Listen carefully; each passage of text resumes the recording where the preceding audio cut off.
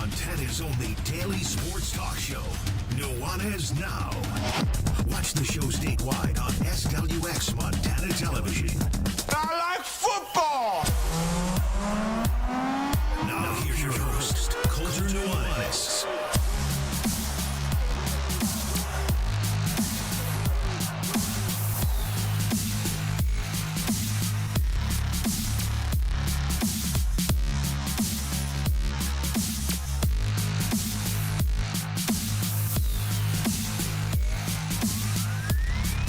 Yo, what's up, Montana? Welcome in. Nuanez Now, ESPN Radio, and the ESPN MT app. Most days SWX, but today you got a little Frontier Conference softball game going on. Speaking of softball, I got some softball coverage coming up for you tomorrow.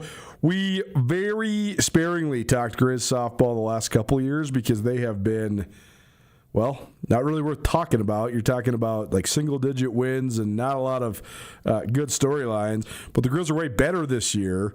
They are off to a 4-2 start in conference play. They just completed a 14-game homestand with a sweep of MSU Billings.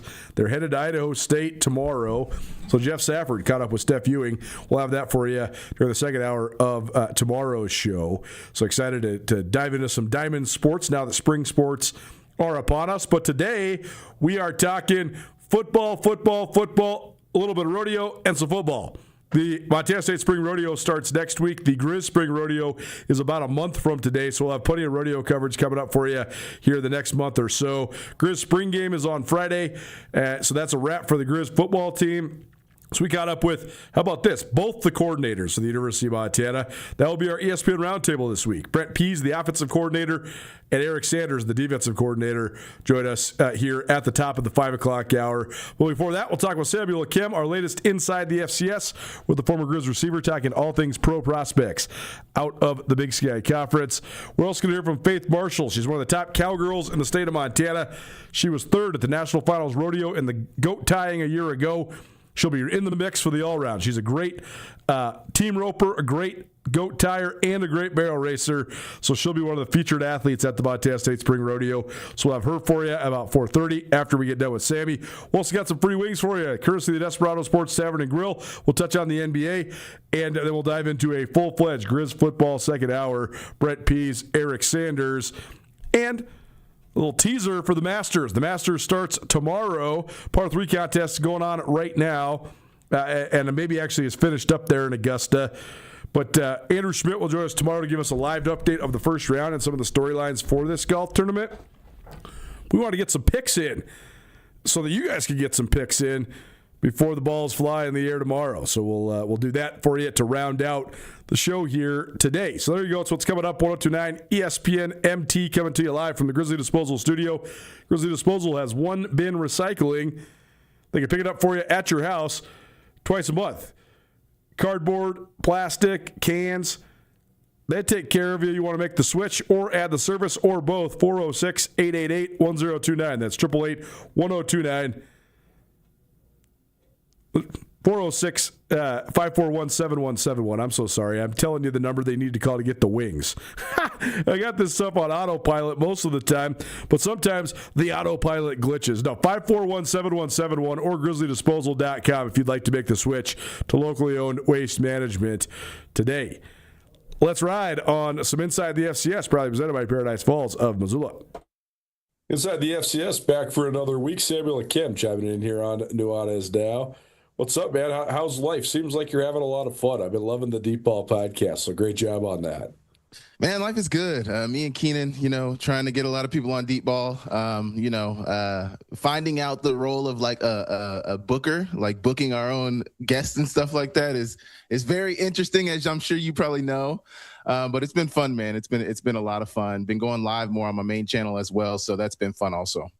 You can check out any of the Deep Ball podcasts on Sammy's channel, as well as embedded on Skyline Sports. Got Lance McCutcheon, Willie Patterson, Junior Bergen, and Michael Wortham live right now. We'll have a couple of the others that from a couple weeks ago up there as well. All right, we got to dive into our follow-up on what we talked about last week. Montana State had their pro day on Thursday, and Montana had their pro day on Friday. The Montana Pro Day was so interesting because there were so many guys that participated. Certainly some standouts, some other guys that maybe you're thinking like, what's going on here? But either way, I thought that at least a couple guys on the Montana side of things made themselves some money. Not really sure about Montana State. What were your reactions to the Pro Day results on either side of the divide? Man, really, really impressed with Stevie Rocker. I mean, I don't know what I expected from Stevie Rocker. Phenomenal day from him. Kenzel Lawler, really good day. Michael Wortham, really good day. I think Aaron Fonts, considering the injuries and everything, had a pretty decent day. I think Liam Brown had a pretty good day. I really did like I didn't deep dive into it, but Brent Wahlberg posted kind of all the RAS scores for all the guys. I thought that was really good. So you guys can go check that out. But man, I thought the Montana guys did really good. I'm not gonna lie, with the Montana State guys, I was a little disappointed, man. Like I expected a little better. I don't know exactly what I expected, but it was just a little disappointing. Obviously, they didn't have a ton of like high level guys, but I definitely expected Ryan King to run faster. Definitely expected Chris Long to probably run a little faster. I don't know. Yeah, it was a little disappointing, a little anticlimactic from that standpoint. But also, they didn't have a ton of guys competing, and the guys who were competing were good players, but none of them were like necessarily standouts. That's what I would say. I think if you're a guy like Michael Wortham, you have the film and you have the buzz. Yep. So not all you have to do, but what you have to do is not hurt yourself. Like you can help yourself a little bit and hurt yourself a ton. A lot. Right? Yes. He didn't hurt himself. So I think that's a good thing. Then you take a guy like Kenzel Lawler, you got some film, but you got no buzz. Yeah. He helped himself big time. Absolutely. Now they're going to go look back and look at the film and be like, oh, maybe we need to take another look at this guy. Exactly. And I thought that the two most underrated things that he did was, one, he showed up at 193 pounds. So you can't say he's a small corner. I mean, 5'11 and a half. He's 5'11? I think he's 5'11 and a half is what he measured in at. Look it up for me, because I got you. Either way, if he's at least 5'11 and over 190 pounds and he's still running a 4.4, that's good. That's good. I mean, that helps open a door for you. If he was coming in like 171 or something, then it's a little bit. Then you're classified as a small corner. For a guy like Rocker, I'm so interested because, first of all, 5'11", 193. 5'11", 183. So I'm sitting there with Rocker, or I'm sitting there with a bunch of Grizz guys, which, by the way, total tangent, but I thought that was the biggest difference to the Pro Day. Not a lot of Montana State guys came out? Well, just how lighthearted it was. Oh, yeah. I mean, just in terms of other Grizz events, right? I bet you there was 300 people at the Montana Pro Day. There was parents, family members, basically the whole team was there.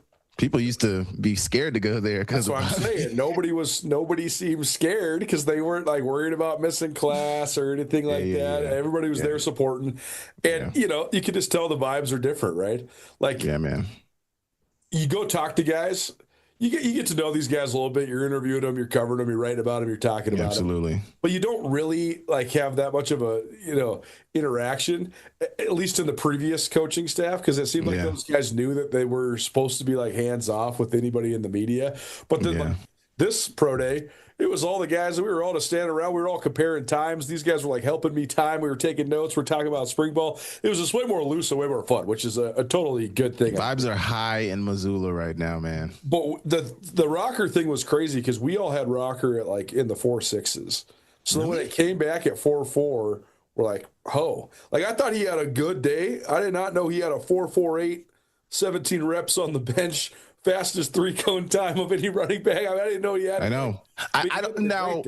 My thing about that is like I don't know how many boards he's on and how many people, but I think if he wasn't, once again, like the Lawler situation, that makes them go back and look at the film and say, okay, maybe we need to take another look at this guy. Like maybe we missed something. And obviously, he wasn't the feature guy at Montana, but I think he was very productive in the snaps that he did get. Now, obviously, I think there's some things with his vision and things like that he doesn't bring to the table that Eli Gilman does. But man, I think he did a lot. I think he did a lot for himself. If he didn't have somebody, if he wasn't going to get into somebody's mini camp or at least a camp, I think his pro day provided him that luxury possibly.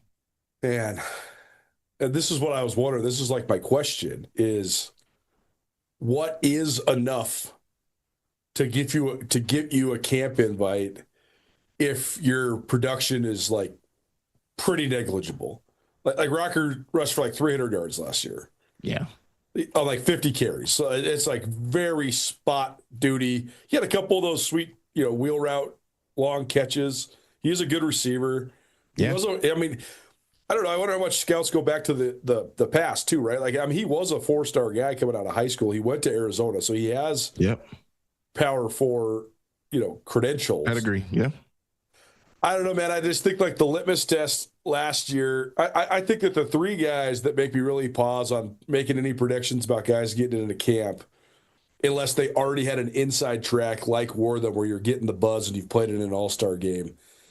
Alex Gubner at Montana, and then Brody Grebe and Marcus Ware at Montana State. Like, man, yeah. I mean, those guys blew the doors off their pro days. And Grebe is a 3-time All-American, and he still he got nothing. He got nothing. He got one. I guess it also matters what the running back position looks like this offseason. Right. Like what is the need for that position?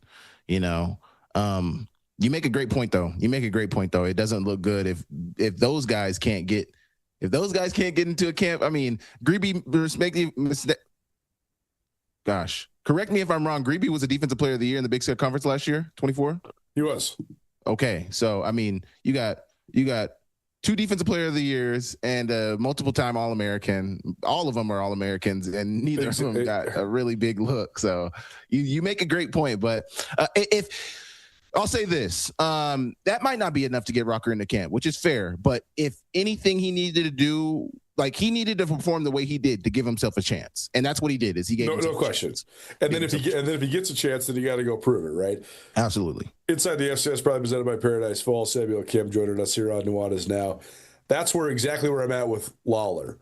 I think Lawler performed well enough that he got a foot in the door. Yep. Now he's got to make it last a day and then 2 days and then 3 days. You know what I mean? Like if he goes 90 to get on the 90, like if he gets in there and he just gets straight cooked, could be like thanks for trying, But if he goes and performs, all he has to do is just hang for 1 day and then get to the next day and then get to the next day. Yep. And then you never know, right? Like that's how Okada did it. And all of a sudden that he's starting for 10 games for the world champions. So just hanging around. It's one thing that somebody told me when I was training for my pro day and my professional career is just don't cut yourself. Be on time. Exactly. Know the playbook. Do everything right. Like force them to cut you. Don't cut yourself. Because so many times in professional football, guys cut themselves, not knowing the playbook, showing up to meetings late. It's like, oh, well, you're a rookie. Like we don't have any money invested in you. We're just going to cut you anyway. Cut our losses. We're not losing anything. Don't cut yourself. And I think you're talking about Ty with that situation. Ty was always ready, always knew the playbook, always performed when he got into the game, was always doing his job. And it's just like, it's hard to cut a guy like that because it's like, we always know he's going to do the right thing. How do we let him go? Who was the last corner to make it to the NFL? Man, from the Big Sky Conference. I saw this question and I was thinking, and I genuinely do think it is Bland. Deron Bland from Sac State, but then he had to go to Fresno State. Yep. Like he basically transferred up and then became a 5th-round draft pick. No. Yeah, I think it's him, man. Because the other guys that were sort of the options were Xavier Coleman from Portland State. You remember him? No. Was he a tall, lanky guy, kind of light skinned? Yeah, and he's big, probably 200 pounds. He was swole. Yeah. I remember him. He would have been an older guy when you were young. Yep. Did he go? He got a chance, but he didn't make it. Teron Johnson obviously has been in the league forever from Weber State, but that's I mean, shoot, he was a senior. He was the Big Sky Defensive Player of the Year almost 10 years ago now. I mean, he's 26. Yeah, he was a senior when I was a freshman. I was a redshirt freshman. Yeah. So I just think that's the hardest position. I don't know if we're going to see corners come out of the Big Sky anymore. We had one who had a good chance, but he transferred, and Southern Utah was no longer in the conference. But the Southern Utah corner, when Southern Utah was still in the conference in 2021, my last year, it was a man. I can't remember his name now, but he's from the Portland area with Samori Toure. They've had some dudes. Southern Utah's actually had 3 dudes. Yeah, because they had LaShawn Sims, who got drafted about 10 years ago. Yeah, man, people aren't very hype about them joining the Big Sky. Man, I'm pretty excited about that one. Well, I think that people just don't like it because it complicates the travel so much. Because it's already the hardest league in the country to travel in, and Cedar City is impossible to get to. I mean, but imagine them traveling for the UAC. For sure. Texas every week. And the South every week. It's easier to get to those places, though. Absolutely. Because it's all you got to do is get to a major airport, then you can get to another major airport. And if you're traveling to Montana or Idaho, you go to a not major airport. It's just so much more complicated the way you got to fly and bus and all that sort of stuff. Yeah, we'll see with Southern Utah, but I feel like we're not going to see corners that make it straight out of the Big Sky, because if you're good enough, you're just going to transfer up now. Like what happened with those Montana State corners last year? All gone. Like those dudes that's just, you're just going to go up a rung before you go to the NFL, just like Bland did. I don't know if we're going to see a guy. I mean, unless Lawler makes it, but I don't think we're going to see a guy that comes straight out of Montana. Even Keon Loud. Right? Loud. Exactly. You're going to use that FBS as a springboard. You're right. Deron Bland was the start of that, and I mean, we're talking about him as the last corner to come out of the Big Sky, and he didn't even come out of the Big Sky. Yeah, right. How about the fact that he's making $20 million right now? Oh my gosh, man! Hey, that is just proof that not only Jerry Jones is I don't want to call him a dumbass GM, because Deron Bland is a good player. Deron Bland is a bona fide good player, but you have one good year, man, and that can set you up for life. Seriously. Yep. I mean, you have one genuinely good year where you're the top at your position, top 5 at your position. You can be set you can set a generation up for good. Samuel Kim joining us here on Nuanez Now 102.9 ESPN Radio. Okay, so you talked to Kenzel Lawler after his pro day. What were some of your impressions? And you and I were texting about this as well, because Montana's secondary, especially their corners, has been a huge point of criticism for the last several years. But you and I have both leaned heavily on the fact that is the scheme as much as it is the players. I think they had a hole on one side of the field last year, but I thought Lawler actually did pretty well on the other side. And you wonder what would have happened if they would have had Loud and Lawler all year long. That could have been a nasty corner duo. But Micah Harper, Denzel Wilkinson. Totally. They had a unit, man. Your impressions, though, of Lawler's pro day in terms of where it fits into his ups and downs as a Grizz, and also some of the stuff you guys talked about, because it seemed like he was pretty open just about, the position that he was put in to succeed or lack thereof a lot of times during his Montana career. Yeah, I thought his pro day was phenomenal. Given, I mean, I don't know what I expected to see from him, but it was amazing. And I told him that I was like, man, I'm super happy for you. Really good pro day. Like, you did everything you needed to do on this day. So really good from that standpoint. But I thought he was very transparent and open about, he didn't necessarily want to leave Utah. But it was a situation where they kept telling him, okay, next year is going to be your year. Next year is going to be your year. And next year gets there and it's not his year. So he's like, at this point, like, I got my degree. Like, I'm not just going to keep sitting around. Like, you guys aren't giving me the opportunity that I feel like I'm due. So he ended up leaving. And then you get to Montana, and it's a little similar. He's playing a bit more, I think, at Montana, but also it's like, he's not necessarily getting the opportunity that he wants. So what did he do? He kept trusting the process, kept putting in the work. And, he said finally when he was able to have the year that he had last year, he just said it felt so good, man. And I respect that a ton. A player trusting the process, continuing to put in the work and seeing it through. I can't do anything but trust, but respect that, because I didn't necessarily have that story. I had coaches every year who were trying to give me an opportunity. I was getting on the field, I was able to play. It didn't always work out. Like my redshirt freshman year, it didn't work out, but as a sophomore, I played and it became a starter. My junior year, my senior year, like all that, like it wasn't like that for me. So I respect the hell out of that, because a lot of guys could have quit. A lot of guys would have transferred again. A lot of guys would have like after his first year in 2024 at Montana, a lot of guys would have left and been like, this isn't where I thought it was. This is what I thought it was. But, he trusted in God's plan. He trusted in his work, and he trusted in what Hauke told him when he first got there, and stuck it out. So, yeah. And I just wonder what would have happened if they wouldn't have had the rash of injuries, because they didn't really ever have the intention of playing him as one of the – like they were going to play him as a corner, but not the corner, right?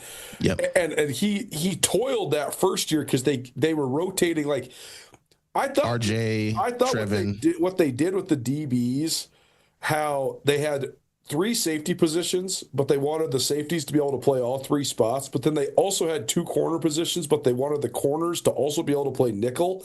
It got so complicated because now it's like Lawler, sometimes he's playing outside, like man-to-man corner, and then other times he's playing slot corner, but it's a safety in the run fit, even though they don't have run fits. It just got so confusing to try to break it all down.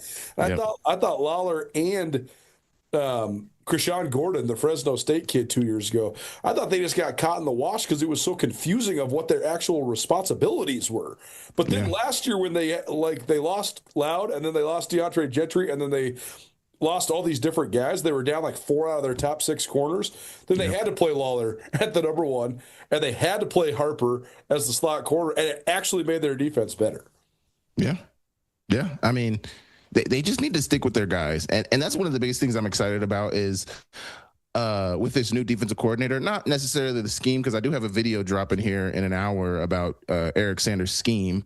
But I just am excited to see if they stick with their guys. Like, one thing, building depth is great, and you can do that late in a blowout game, but play your guys and let your guys get the bulk of the snaps and let them, learn the position, let them learn the flow of the defense, let them do that. And I'm excited to see what that looks like. So we'll see. I just thought about this a lot over the years. Team sports is such a precarious thing. I think a lot of times if you have a coach that recognizes your talents, like you had the great clip with Michael Wortham and Brett Pease from when Wortham was talking about Brett Pease recruiting him and saying, okay, here's all the things we know you can do. We're going to use you like this. This is Bill Belichick's greatest strength as a coach, right?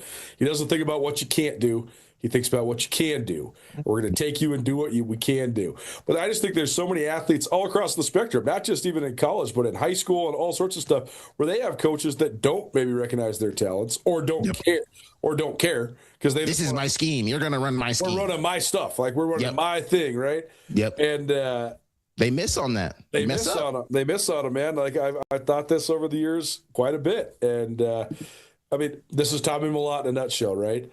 Mm-hmm. You can sit there and think about all the stuff he can't do as a quarterback. But why not just think about the stuff he can do? Because the stuff he can do, you can't stop. So just 4-3. Right? He's strong as hell. I mean, his ball skills in the zone read are as better than anybody. Like, you could say, okay, he can only run the option. That's fine. Run the option. For 300 yards Plus a one game. Run game is the hardest thing to stop in football. Exactly, right? Run for 350 yards a game and win 15 games a year. It sounds pretty good. I mean, so who are some of the guys maybe that you remember that playing with or against that you always thought had great talent who maybe weren't utilized or didn't get a chance to maximize it enough, whether it's just because of circumstance or injury or whatever? Sulcer is one for sure. Man, the dude was so talented. Yeah, Gabe Sulcer's got to be one of the biggest what ifs, man. The thing that hurts the most about the Gabe Sulcer conversation is because he was one of the hardest workers on the team. Like, I'd love to put my hat in that bucket and say I was one of the hardest workers on the team, and I would. But Sulcer put in the work. That's why it sucks so bad that the injury health that he had, because he was working every single day. He was not going to get outworked. He was going to be the first one in the sprinting drills. He was going to be the first one there, last one out. Like, he was a grinder, and it just sucks that he never got that opportunity. So definitely him. I try to think hard and long about this. Maybe Nash, Darian Nash, if he gets moved to corner sooner. Like, he started at receiver. Maybe if he wasn't at a position to start college and started at corner. Yeah, both those guys, honestly. And Justin. Because Justin Calhoun, I mean, he was tiny, but I mean, I thought he was going to be screwed when he got moved to defense, and he wasn't. He was fine. Man. Like, he only weighs about 165 pounds, but I thought, could this guy actually learn how to tackle? And he learned how to tackle immediately. Like, he was a dog. He was a physical player. If he would have been at corner his whole career, who knows, man? He probably would have went to the NFL as well. But you remember they were in that year where COVID happened, and only guys like Dante out of the FCS were really getting looks during the COVID season. So. But yeah, Justin for sure. I think he would have tested really well. Those are a few of the guys I think of: Darian Nash, Justin, and Sulcer for sure. Yeah, well, yeah, man. And then you get into that whole COVID year, because I thought like the 29. Xavier Harris is one that comes to my mind as well. Maybe a slot receiver instead of a running back, or just a running back in a different system where you don't have the guys that were also on the team too. Yeah, like, when he was the feature, he was great. Yeah, I mean, he's not great. I don't think he's great in between the tackles though. No. I think you get him. He's an Elisha Cummings type guy. Get the ball into his hands in space. Sure. But right. in between the tackles, you're not going to get much out of him in between the tackles. Yeah, but I mean, that one year he was kind of the man. And my senior year, 21. Yeah, he was. I mean, he rushed for 100 yards against Washington. He ran for like 750 yards. I mean, he had a good year, even though he wasn't necessarily like a feature back. Yeah. So, the other guys that come to mind in terms of maybe missing out on the NFL were I thought that the main prospects for the Cats that 2019 year, then when it went into 2020, and they didn't get to have a pro day. Specifically, Mitch Brott, Braden Conkle, and Bryce Stirk. I thought those three guys. I would have loved to see how they would. I would have loved to see how Stirk tested. Yeah. I mean, that dude's a freak, man. He's 6'5", 265, state champion hurdler. Like, he's got all the makeup to really wow some scouts. I think actually if he would have had a pro day, they would have said, "Oh, all right, bro, can you catch? Because tight end? Because you're a tight end. Because you run like a tight end, you look like a tight end. Yeah, let's make you a tight end. Physical freak for real. Yeah, no doubt. Well, it's certainly interesting. Okay, so here's the question I asked Tutel last week. Samuel Kim here on Nuanez Now 102.9 ESPN Radio. Michael Wortham's done everything he's needed to do since the moment he stepped foot on the campus. He went from a gadget player, All-American kick returner, to an All-American, all-purpose player, a record setter. Everything you could possibly want out of this guy, he did it. He's first-team All-American and everything. He was a scoring machine. He's got sick film. And then he had a great pro day. Yep. Where would you put him in the lineup of these other guys that got drafted last year that were in a similar position? Junior Bergen, Tommy Blott, Michael Wortham. Who would you rather draft if you're an NFL team out of those guys? I would honestly rather, out of all three of those guys, I would probably rather draft Wortham. And everybody listening to this knows Junior was my young bull. Got a ton of love for Junior. But when you look at now, this might be a negative, the rawness of Wortham as a receiver, like we were talking about last week. Coaches don't want to develop you. Like, they don't want to spend that time to develop you into a world-class receiver. But when you take what he can do as a returner and how that's going to buy him time, just like it did with Junior, I think, his ability to return the ball is going to buy him time as that backup punt returner, kick returner. So we can see over the next year what you can do as a receiver. Same with Wortham. We may even start you as a returner, or maybe you're a backup returner, but that's going to buy you time. And we can see as you develop as a receiver, because you've got to understand he's only played 1 year and he had 1,200 receiving yards. And it's not a knock against Junior, because I don't think he was used the same way, but Junior never had 1,200 receiving yards as a receiver. Not even close. And like I said, they didn't use him the same way they used Wortham. So that might be on Coach Pease. That might be on Coach Rosenbaugh. But he was never used that way, and he never had that type of season. Wortham's also just better at receiver, man. It's hard for people to accept. I don't know if I would say that. Bro, I was watching them run routes. I watched them both run routes. Wortham's a better route runner. Wortham is a sick route runner. Yeah, Wortham is a natural. He's just a natural. He's just very natural. He's a natural. When watching Tommy Mellott and Junior Bergen run routes before the preseason game in Las Vegas last August, you thought to yourself, Mellott's got a crazy long ways to go. Bergen's getting better, but he's still got a long ways to go. You watch Wortham, you're like, he's right there. He's just got that natural twitch, that natural feel, that just, like, you don't really need to teach him much, because he's just a ball. And that's the biggest thing about Wortham, and why you draft Wortham, is because he is a ball player. Put him at quarterback, put him at wildcat, put him at returner, put him at receiver, put him at running back. It doesn't matter. He's going to make things happen. And that's what you need to draft. It's like, this guy is a ball player. Put him where you want him to be. Maybe not defensively, offensively, put him where you want him to be. Special teams wise, put him where you want him to be. He's going to make you smile. He's going to make you right as a talent evaluator, for sure. Yeah. And he's got more buzz than those guys did coming into the draft, just because of the All-Star game invite, right? He went to the East-West Shrine game. He went to the FCS showcase. Stayed open all week on the East-West Shrine game. Did it. I mean, he balled out at both those deals in front of big-time scouts.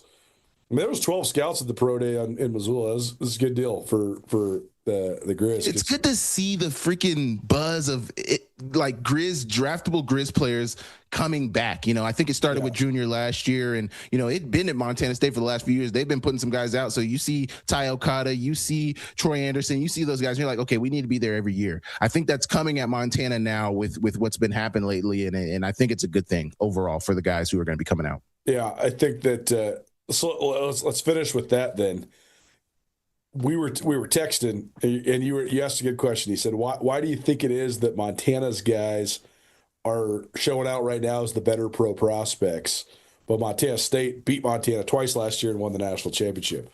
Scheme. Yeah, it's a great question. I think scheme, coaching, culture, stability, all that stuff. But I also think that all these dudes that have been balling out for the Grizz the last 2 years on their pro days are receivers and corners and skill guys.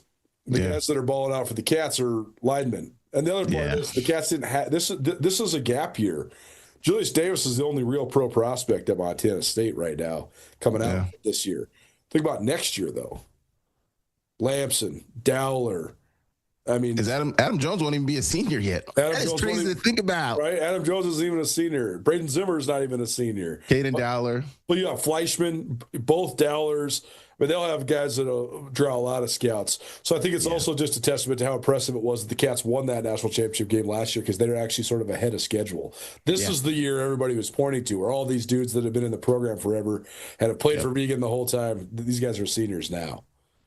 Absolutely. I think it, man. Yeah, you make a great point, and that's the reason why they're winning is because the big names on their team, obviously they have some good skill positions, but they're in the trenches, and on Montana they're on the outside, which is you need it in the trenches. Which also makes me think, I know he's a little undersized, but why Kenneth Iden? Like, why not at least try, at least do something? I get it.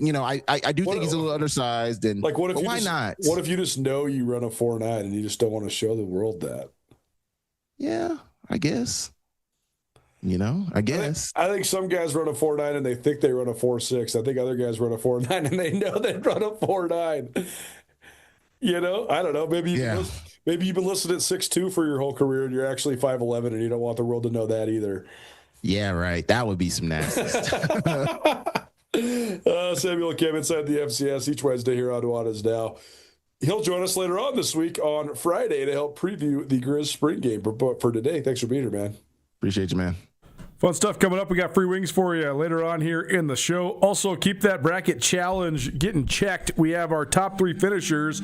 We had one of our people check in and claim their prize, but we need to know who you are. I got your usernames, but I can't identify who is who by just clicking on it on the ESPN website. So we'll do a little review of that here later on in hour number 1. But right now, we'll take a break, come back, talk to Faith Marshall, one of the top rodeo cowgirls in the state of Montana. That's next. Keep it right here, ESPN Radio.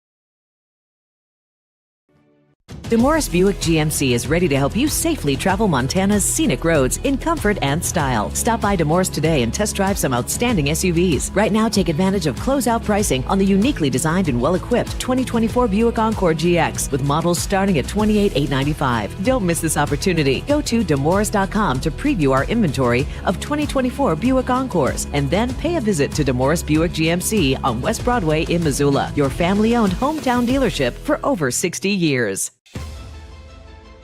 It's easy to see why Montana is the treasure state. At the University of Montana, we look inside.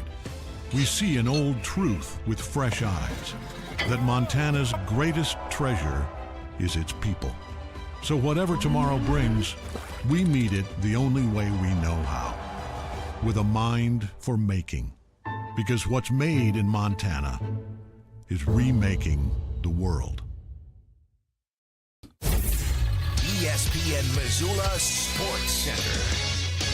And then there were four. I'm Jeff Safford. Over the weekend, former Grizz guards Grant Kepley and Tyler Isaac joined Money Williams and Brooklyn Hicks in the NCAA transfer portal. On Tuesday, Caden Betts also entered the portal. Betts played in just 8 games last season for Montana after joining the team as a former 4-star recruit who transferred to UM from Minnesota. The 6'9" stretch forward was a recruit out of Colorado during his prep days, but has not been able to find stability at Minnesota or Montana. He played in just 6.5 minutes a game and averaged just over 3 points per game for the 18-13 Grizz. Betts is the latest entry into the portal for a Montana team that now expects to return 4 players from last year's roster. Forward Kenyon Owino and sharpshooting wing Tyler Thompson, who each were standouts last year as freshmen, are expected back, as is junior forward Connor Dick and sophomore guard Courtney Anderson. 3 Grizz softball players ripped home runs as the Montana softball team continued its hot streak by capping its 14-game homestand with a sweep of Montana State Billings. Montana's 9th win in its last 11 games boosts the Grizz to a 12-24 mark. That includes a rigorous non-conference schedule. UM dives back into Big Sky play this weekend with a trip to Sacramento State. Montana sits at 4-2 in league play, tied atop the conference with Idaho State and Northern Colorado.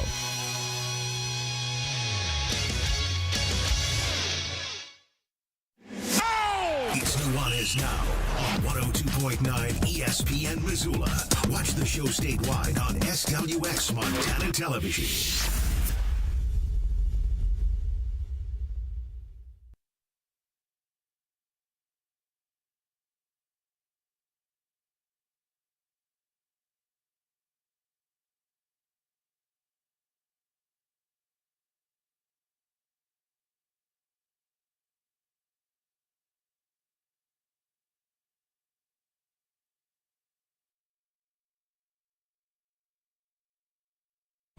Thank you, Hayden. I forgot to update the playlist on the outline today, so appreciate Hayden for taking control here and do a little DJing. Guys behind the glass, that's what makes this show go. Well, it's now 129 ESPN Radio, SWX Montana Television, and the ESPN MT app. Coming to you through the Grizzly Disposal Studio here at the Missoula Broadcasting Company. You want to make the switch to locally owned and veteran-owned waste management, visit grizzlydisposal.com or call 406-541-7171. We have some free wings to the Desperado Sports Tavern and Grill coming up for you here in about 15 minutes. And we also have both coordinators. Brent Pease, the offensive coordinator for the Grizz. Eric Sanders, the defensive coordinator for the Grizz. Oh, by the way, we also got Masters picks as well. But for now, let's transition to some rodeo. One of the top rodeo cowgirls in the state of Montana, right here. Well, Montana State Spring Rodeo coverage continues, and the Spring Rodeo right around the corner. Tomorrow night, the epic event begins. Tons of action at Brick Breeden Fieldhouse Thursday through Sunday. A couple different rodeos, several different performances. Faith Marshall, one of the top cowgirls from Montana State, joining us now here on Nuanez Now, as well as the Big Sky Breakdown podcast series. Faith, thanks for being here. How you doing? I'm good. How are you? Good. You got to share just your feelings about the Spring Rodeo coming up, because I know it's been a long offseason for you. So how you feeling coming into this weekend? You know, I feel great. I couldn't be more excited. It really snuck up on us fast, but, you know, the build-up, the setup, it's all been great, and the anticipation is high. Well, rodeo is so funny because you go so hard in the fall and then have to take this long break, and then you get back at it in the spring, and it goes all the way in through the summer as well. So take me through your offseason. How was it training? I know you guys got the indoor facility. How much did that help you? Yeah, the indoor is a game changer, and the weather was so nice this year. We were able to, me personally, I was able to get my horses back in January, and I've been practicing since then, and that's pretty unheard of, I feel like, for at least my time here. So, it's been great, and honestly, I love the off season because it's a good time to just break everything down and get ready for the spring because the spring just comes and goes so fast. What sort of stuff did you work on this offseason? I did a lot of just goat tying, like on the ground. That's one of my strongest events. We got to rope a lot. We had calves, and I didn't have my barrel horse here, so I didn't get to practice a lot of that. But, being able to rope that much in the off season, I feel like I was able to get a lot better, get my horses a lot better, and yeah, it was great.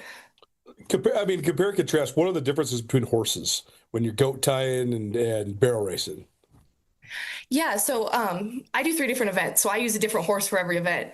So my barrel horse, he just runs barrels. My goat horse, he just runs in a straight line and drops me off for the goat tying.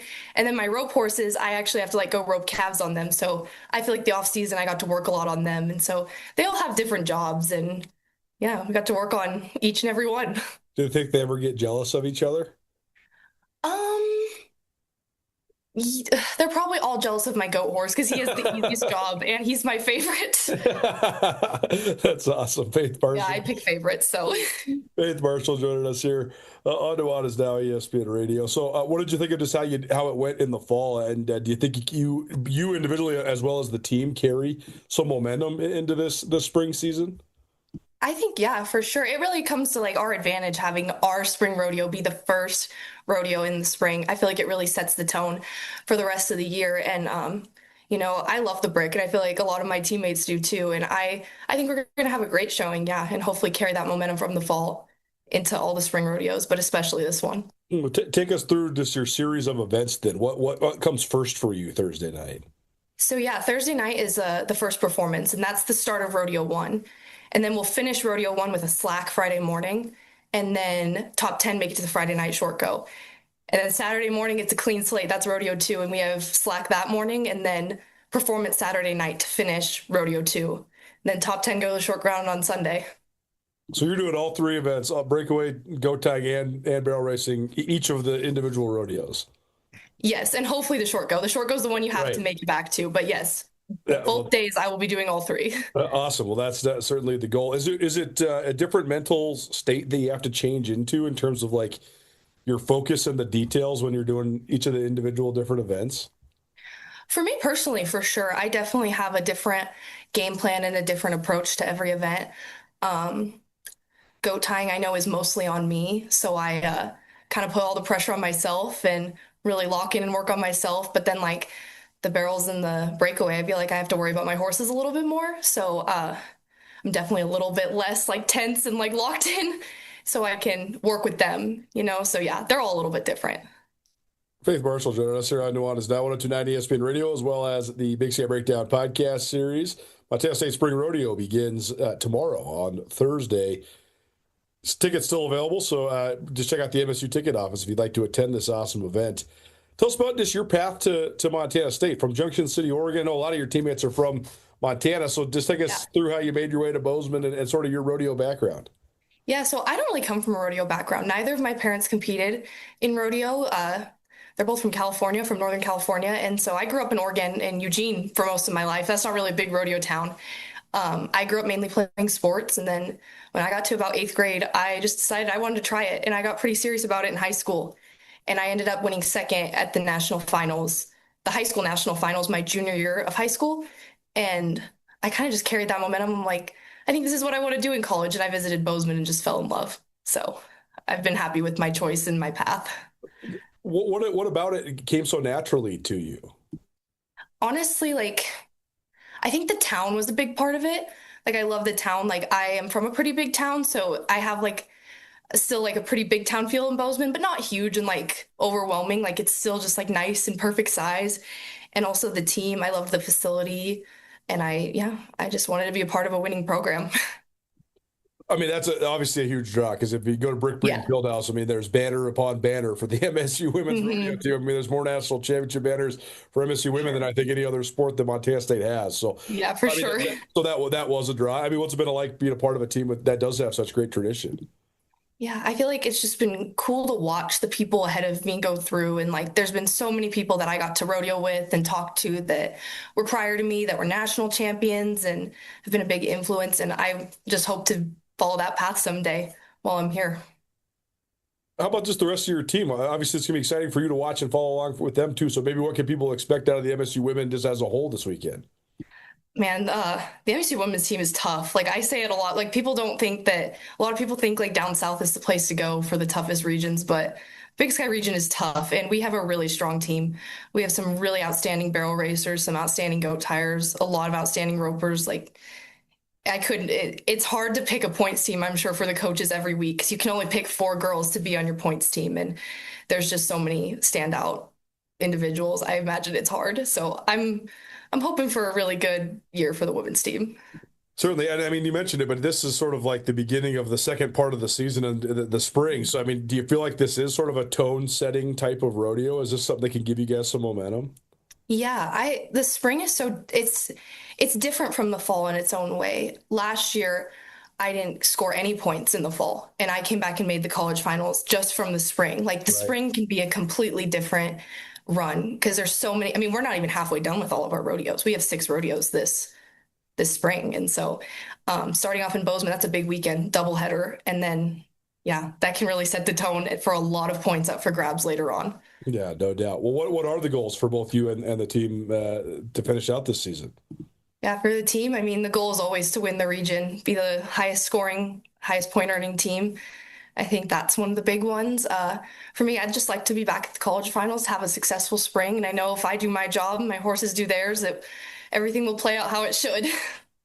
Well, it's certainly going to be an exciting weekend in Bozeman. If you can't make it down, you should go check this out. There's still tickets available. You can check it out at the Montana State Ticket Office. We'll also put the link to the tickets in the metadata here of this hit. Well, Faith, we appreciate you helping us preview it. Thanks so much for joining us here today. Thank you so much.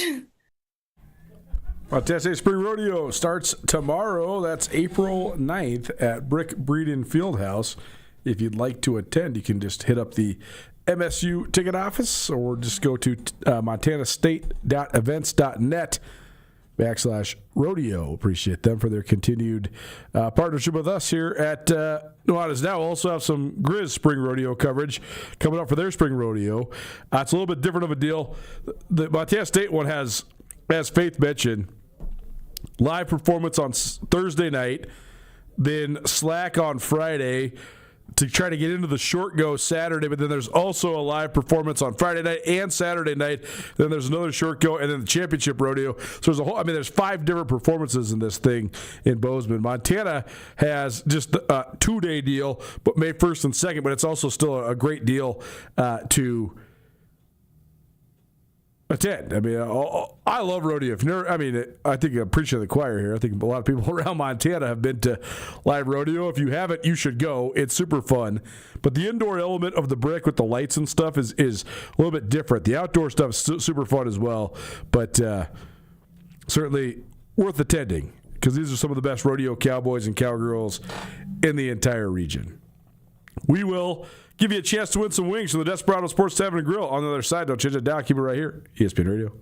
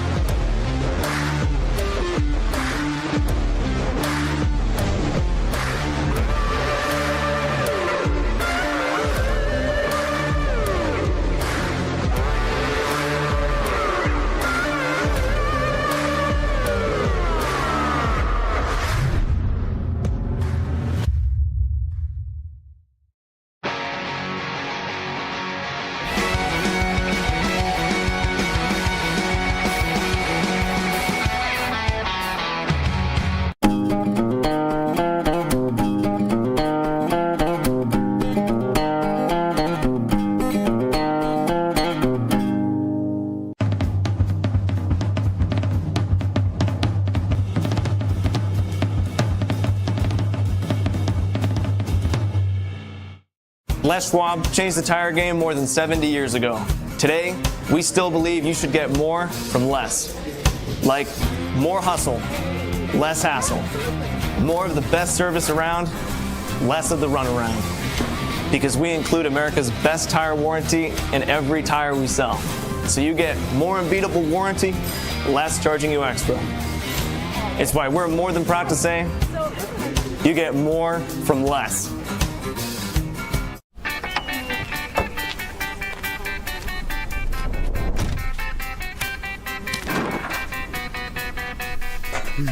What do you expect me to say to her? She's getting married in 30 minutes. We're doing everything we can.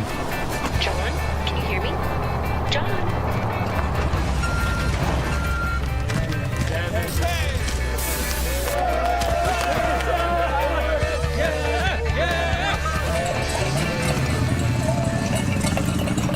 Mountain Town Vacation Rental Management, your local partner for vacation rental success. We provide a fully customized hosting experience tailored to your needs and goals. Your home is listed on every major site, helping you maximize visibility and bookings. And our local team is available 24/7 to handle guest needs and booking inquiries. Let us take the stress out of managing your vacation home. Contact us today at mountaintownvrm.com or give us a call at 406-369-3080.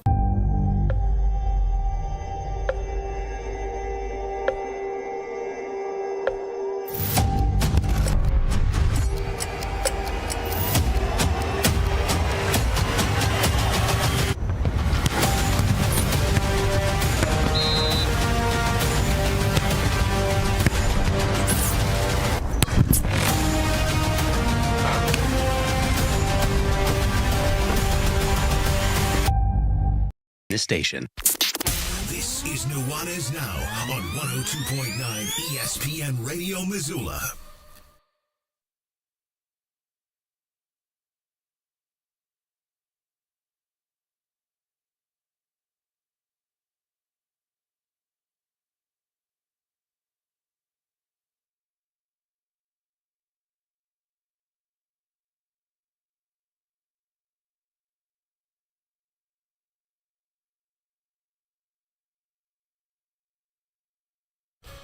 Welcome back. Well, tonight, ESPN Radio, SWX Montana Television, and the ESPN MT app.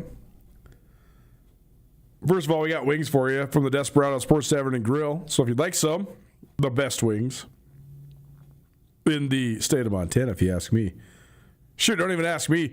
They've won best wings by a million different contests, but also best of Missoula, the voting public, all that stuff. They are the best wings, no question. We give them to you every single Wednesday here. We've been doing it for 12 years and counting now.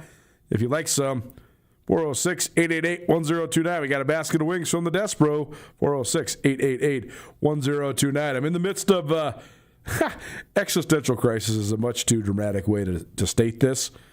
But certainly it's been weird for me the last couple of years compartmentalizing the NBA.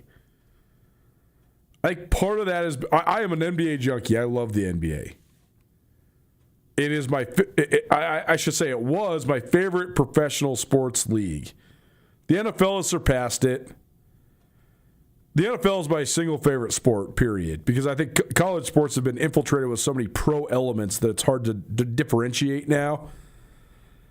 The NFL just has the most cutthroat, purest competition. The NBA was there, and then it lost it because of a variety of different things, but mostly because of load management and the concept of that. I don't think that is necessarily the fault of the players as much as the public wants to blame the players. I think it's the fault of the league. Like where we're at with the league and in the league, 82 games is just too much.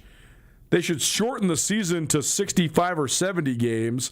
Then you could give guys more days off.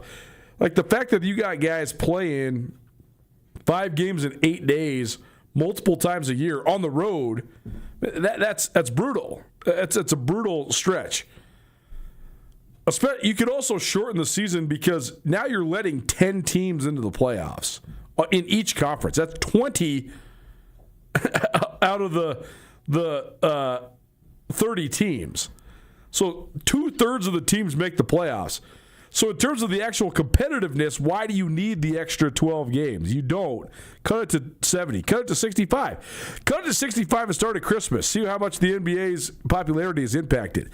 I know nobody's going to say, well, we're going to give up, 8 to 10 home games per year per franchise, but I just think it's a weird spot to be in. That said, we are almost to NBA playoff time. There's 3 games remaining in the regular season. There is no spots up for grabs. We know exactly where we're at. So this is the other problem, right? Everybody that's going to make the playoffs is in the playoffs, and you still have to play this whole week's worth of basketball. That's a bad situation to be in. You never want to have games that mean absolutely nothing. Here's where we're at. The games this next week mean more to the Washington Wizards, who are in dead last place in the Eastern Conference and have the worst record in the NBA. They mean more to the Wizards and the Pacers and the Jazz and the Nets than anybody in the league. But it's not because they mean something because you need to win. They mean something because you have to lose, because you're trying to tank, because you need to get the best draft pick you possibly can. That ain't good. Here we are, though. Once this turns into the actual playoffs, I expect the quality of the basketball to significantly increase, and I think the playoffs are going to be awesome. If you haven't been following along, Detroit's the number 1 seed in the East, Boston is 2, New York is 3, Cleveland is 4. All 4 of those teams have won 50-plus games. I think all 4 of those teams are contenders in the East.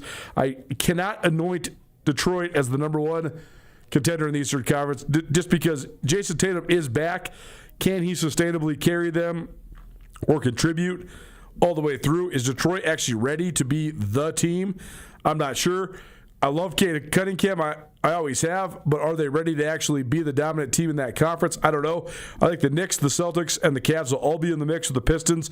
That should be a fun race. In the West, Oklahoma City versus everybody, but San Antonio is the breakout team of the NBA so far. Spurs have won 60 games and counting. Victor Wembanyama is paying off to the maximum. It's an awesome story. But Denver remains in the mix. And Luka Doncic and the Lakers remain in the mix. Kevin Durant and the Rockets remain in the mix. So it should be a fun Western Conference Finals or Western Conference playoffs as well. Keep those texts coming in, 888-1029. We got wings for you from the Desperado Sports Tavern and Grill. Take a break, come back with hour number 2. All Grizz football all the time. Brent Pease, the offensive coordinator for the Grizz. Eric Sanders, the defensive coordinator for the Grizz. That's next. Keep it right here, 129 ESPN Radio.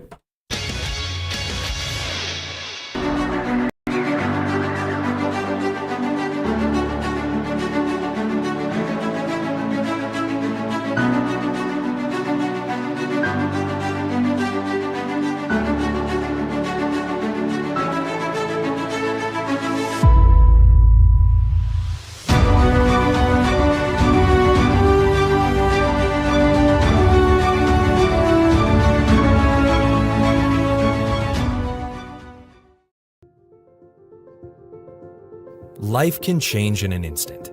If you've been hurt in an accident, suffered from medical negligence, or are facing criminal charges, you don't have to face it alone. At Ryan Miller & Coburn, we're here to listen and fight for you.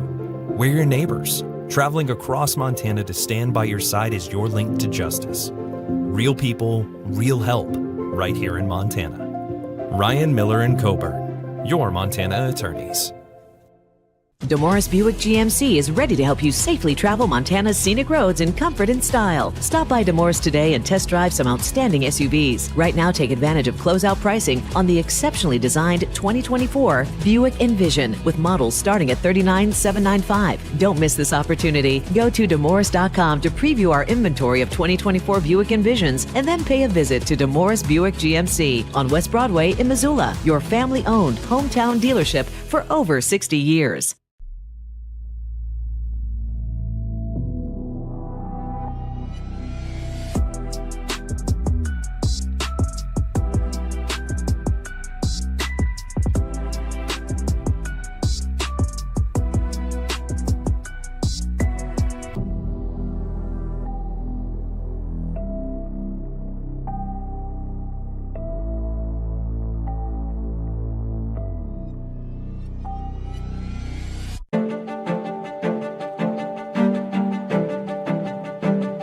Life's about the journey, not the destination.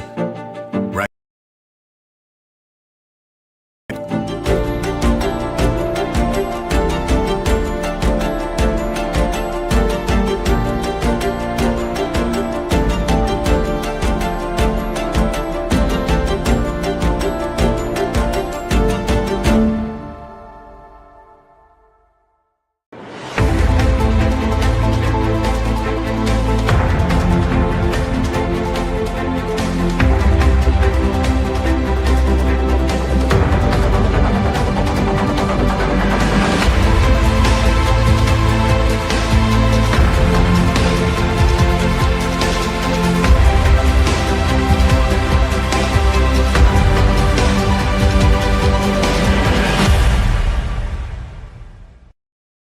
ESPN Radio for Western Montana, KKVU HD3 Stevensville, and 102.9 FM on K275BS Missoula.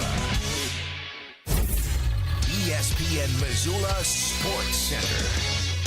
And then there were four. I'm Jeff Safford. Over the weekend, former Grizz guards Grant Kepley and Tyler Isaac joined Money Williams and Brooklyn Hicks in the NCAA transfer portal. On Tuesday, Caden Betts also entered the portal. Betts played in just 8 games last season for Montana after joining the team as a former 4-star recruit who transferred to UM from Minnesota. The 6'9" stretch forward was a recruit out of Colorado during his prep days, but has not been able to find stability at Minnesota or Montana. He played in just 6.5 minutes a game and averaged just over 3 points per game for the 18-13 Grizz. Betts is the latest entry into the portal for a Montana team that now expects to return 4 players from last year's roster. Forward Kenyon Awino and sharpshooting wing Tyler Thompson, who each were standouts last year as freshmen, are expected back, as is junior forward Connor Dick and sophomore guard Courtney Anderson. 3 Grizz softball players ripped home runs as the Montana softball team continued its hot streak by capping its 14-game homestand with a sweep of Montana State Billings. Montana's 9th win in its last 11 games boosts the Grizz to a 12-24 mark. That includes a rigorous non-conference schedule. UM dives back into Big Sky play this weekend with a trip to Sacramento State. Montana sits at 4-2 in league play, tied atop the conference with Idaho State and Northern Colorado.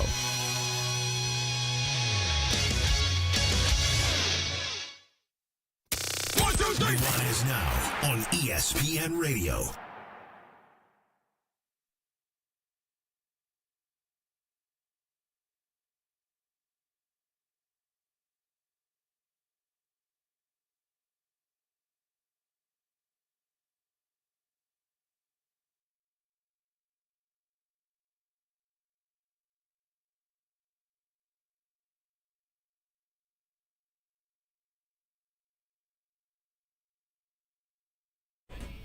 We're back. 109 ESPN Radio, SWX Montana Television, and the ESPN MT app. Colter Nuanez coming to you through the Grizzly Disposal Studio. Grizzly Disposal has construction roll-off boxes for you. They can get them to you within 24 hours. Don't wait days or even weeks.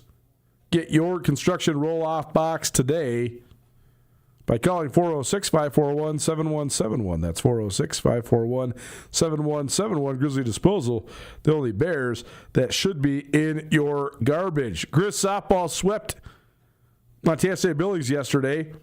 A home run barrage, trio of home runs, including Anna Cockhill hitting her 8th home run. She leads the Grizz. She's one of the best players in the conference, in the region, really. A Helena Capital product, former Gatorade Player of the Year out of Montana. Pretty cool to see a local gal making it at the highest level of Division I softball in the state. Jeff Safford has the scoop on Grizz softball with Stephanie Ewing tomorrow. We'll play that for you about 5:30. If you missed anything in the first hour of today's show, we talked to Samuel Kim about the results of the Pro Day, what it all means. We'll also hear from Sammy on Friday to preview the Grizz spring game. We also heard from Faith Marshall, one of the top cowgirls in the state of Montana, and we gave you some wings and talked some NBA. All of it on the Nuanez Now podcast, which is available on all your various podcast hosting platforms. Please rate, review, subscribe, all that good stuff. Appreciate you for hanging out. One other news brief, Haley Burns, who was a state champion cross-country runner out of Bozeman High School. She's now running at Northern Arizona, which is the most prominent distance running program in the country. Burns set the Big Sky and Northern Arizona record in the 5,000 meters. That's an unbelievable record to set. This was at the Stanford Invitational. She was the Big Sky Conference Women's Track Athlete of the Week. She ran 15 minutes, 15.46 seconds in the 5,000 meters. It's just crazy to think that is a real time. Broke the NAU record by 9 full seconds. So Haley Burns is certainly doing amazing down there at NAU. Let's talk some Grizz spring football. Kind of with both the coordinators from the University of Montana. We'll start on offense with the veteran of the staff, Brent Pease. Time for our ESPN Roundtable, talking all things Grizz football. Checking in now with offensive coordinator Brent Pease. Grizz have the spring game on Friday night at Washington Grizzly Stadium. Coach, appreciate the time. Thanks so much for being here. Thank you for having me on. First of all, just take us through the spring. Obviously, some familiarity with yourself returning as the offensive coordinator, and you have some personnel, at least at certain spots, that are back there. So how's the transition been under a new head coach, and how's it gone on your side of the football? Well, transition's been good. It's this, we're not changing this place. It's still going to be Montana, and we're going to do things how we do things in Montana. For me personally, it's, he worked for me last year. I guess I work for him now. But in all sincerity, I mean, we know each other well enough after 1 year working together in offense, and he helped me tremendously last year. And I think that's why he was one of the reasons we had the best offense in the school history. And Mike Wortham, Brooks, those guys were as productive as they were. So he made my life easy. Looking forward, there's some new faces. So everything, and I kind of, got to push that button of pause a little bit and understand they all got to catch up. It's, we got to jump back, and all the veteran kids got to make sure that we're kind of reteaching them. And really, it starts up front. I always believe that if those guys are comfortable, those 5 guys up front, which I like our kids a bunch, but they just don't have repetitions. They were good when they were in there, with veteran kids beside them last year, but now they got all 5 be together, and there's way more communication, way more of integrity lineup when those 5 guys are working together. That's going to determine how well you do. That's the number one thing I'm going to be watching Friday night is the offensive line and just how those guys are coming together. The fact that you do have so many either young guys or new guys, is that sort of an opportunity for those guys to sort of come together as a unit and sort of learn and grow together? We don't necessarily have a lot of new guys. I think Dylan Drummond's going to be the newest. We got a couple guys coming in. A couple guys aren't ready yet. They're not playing. But yeah, a great opportunity for them. And now the toughest thing, I don't know if you can totally get that answer in a spring game, because depending on how we do things, the way we've done it in the past, and I don't believe we're necessarily going to do it that way, but the way we've done it in the past is always pick. So, the left tackle that is number 1 might be working with the left guard that's number 3, So right. I don't think we're actually going to go that route. I think we're going to kind of stick together so continuity can be built throughout with the positional groups, not necessarily number 1 offense, but the O-line stick together, and then maybe the receivers stick together on the other team or something. So a first group or whatever. But that's going to be something that they have done a really good job in practice. But what changes is when you get in a live situation. Coaches aren't out there. There's actually consequences for not coming off on the ball, the clock, all this or that, and the guy leading them too. Brett Meyer's a veteran offensive line coach. How has that transition gone, and what do you think of just sort of his opportunity to sort of teach a lot of these younger guys maybe don't have as much experience? Well, I think it's a great opportunity because they come in, they don't, they can fall back to what they knew last year, but I think they're quicker learners with what he has. And like you say, he's been around. He's been at awfully good schools, which you don't usually get jobs unless you do a good job with a great job in those spots, especially with, mentors he had with him either as a head coach or coordinator. So definitely bring that experience, learn about what we do, I guess, within our system, and, make some decisions on how you want to teach kids and who you want to step in and fill the roles that we're going to have up front. Brett B's joining us, offensive coordinator for the University of Montana, headed up to the Grizz spring game on Friday evening. How about the quarterback spot? How's things gone for your group, the one you work directly with, and what sort of opportunity is this for some of the young guys maybe on Friday night? Well, I think mainly it's going to be a great opportunity for all the young guys because, right, we know what Kaylee can do.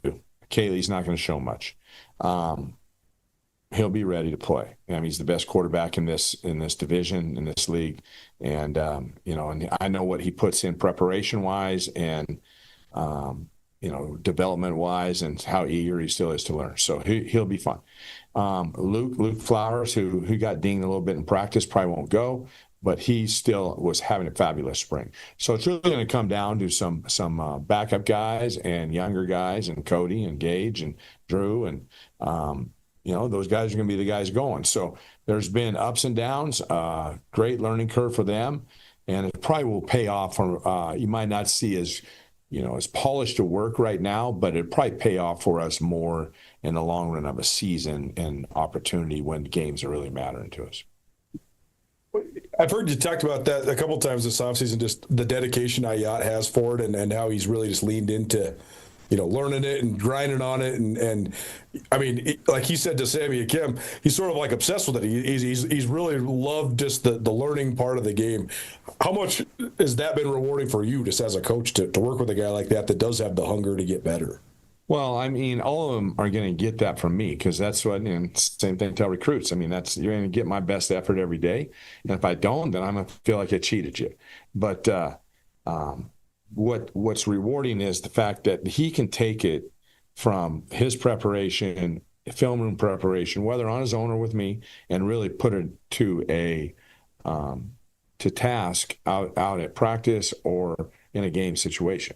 So that's where I think you can see where kids can make steps in their own personal development. What else will you be watching just operationally and just the ins and outs of how you guys will do stuff on Friday night? What do you want to see out of the whole unit? Well, I think just good effort. I want them to have great effort. I want them to understand what we're trying to get out of each play.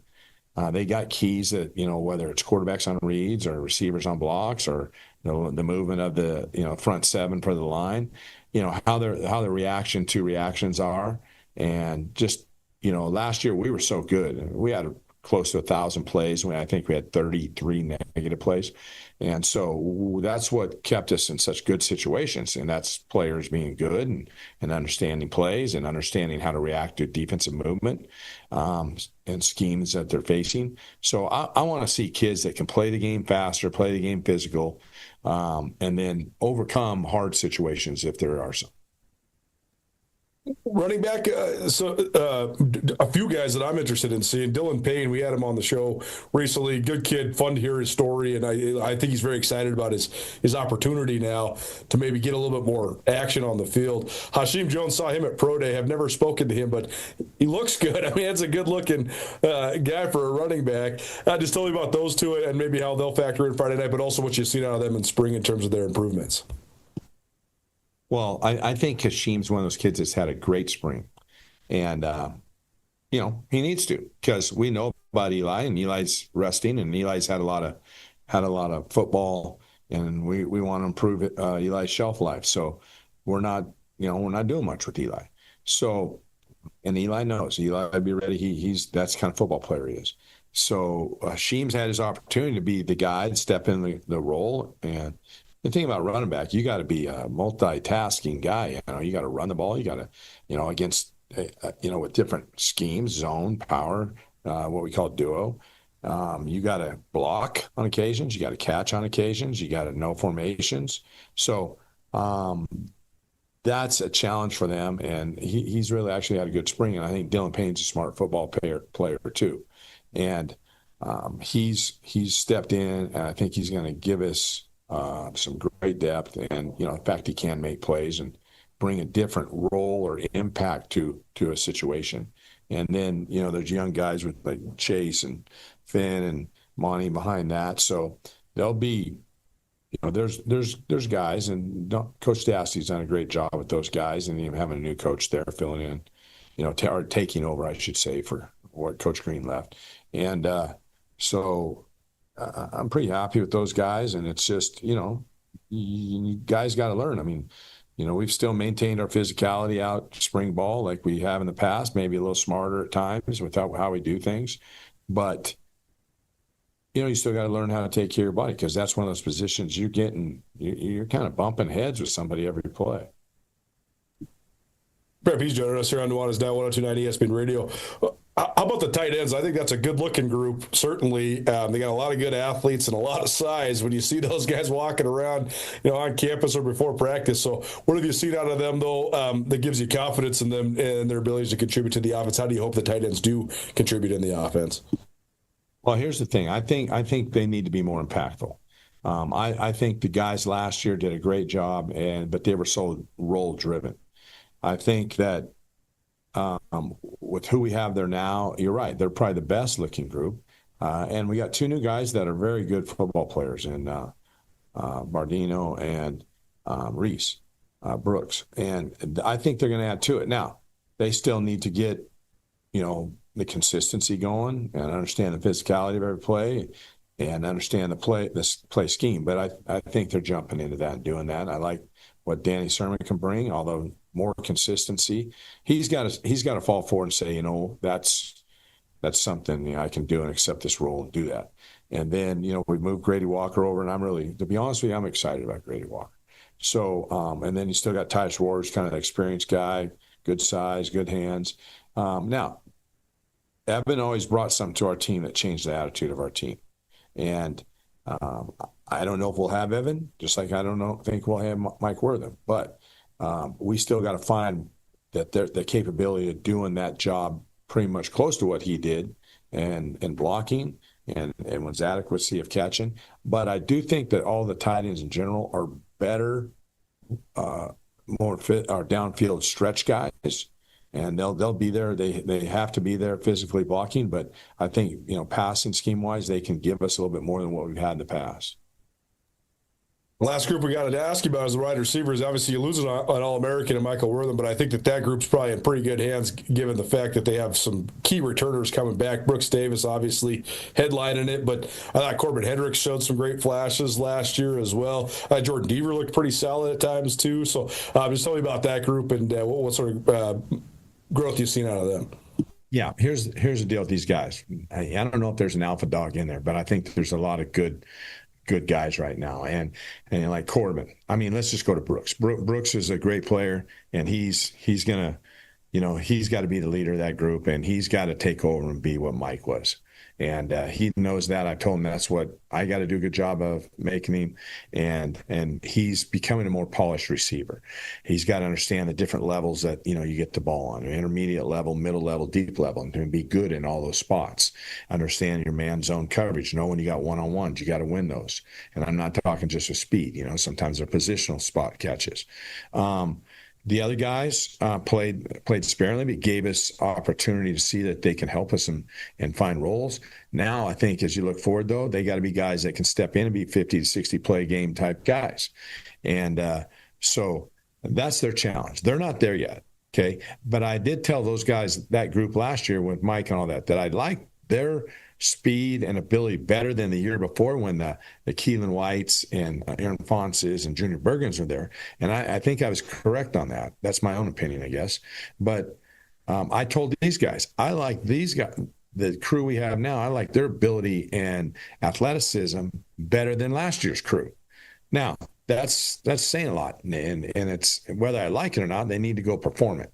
And I think that's part of the challenge, the demand by me, and the fact that if they're willing to accept that and prove it and play like that, then we'll be in good shape. But, they got it,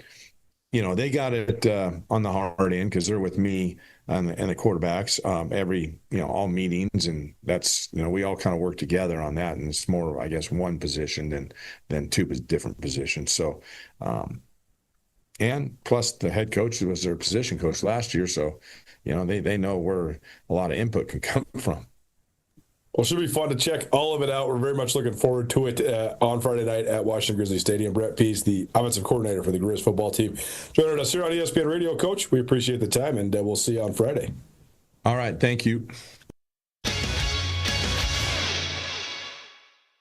Are you paying too much for your trash removal? If you're paying over $34 per month for trash and over $25 per month for recycling, you are paying too much. Grizzly Disposal offers reliable and affordable trash and recycling collection with the best customer service in town. It's easy to change. Just call 406-541-7171 or visit grizzlydisposal.com. Right now, when everything is overpriced, trash and recycling shouldn't be. Grizzly Disposal, the only bears that should be in your garbage and recycling.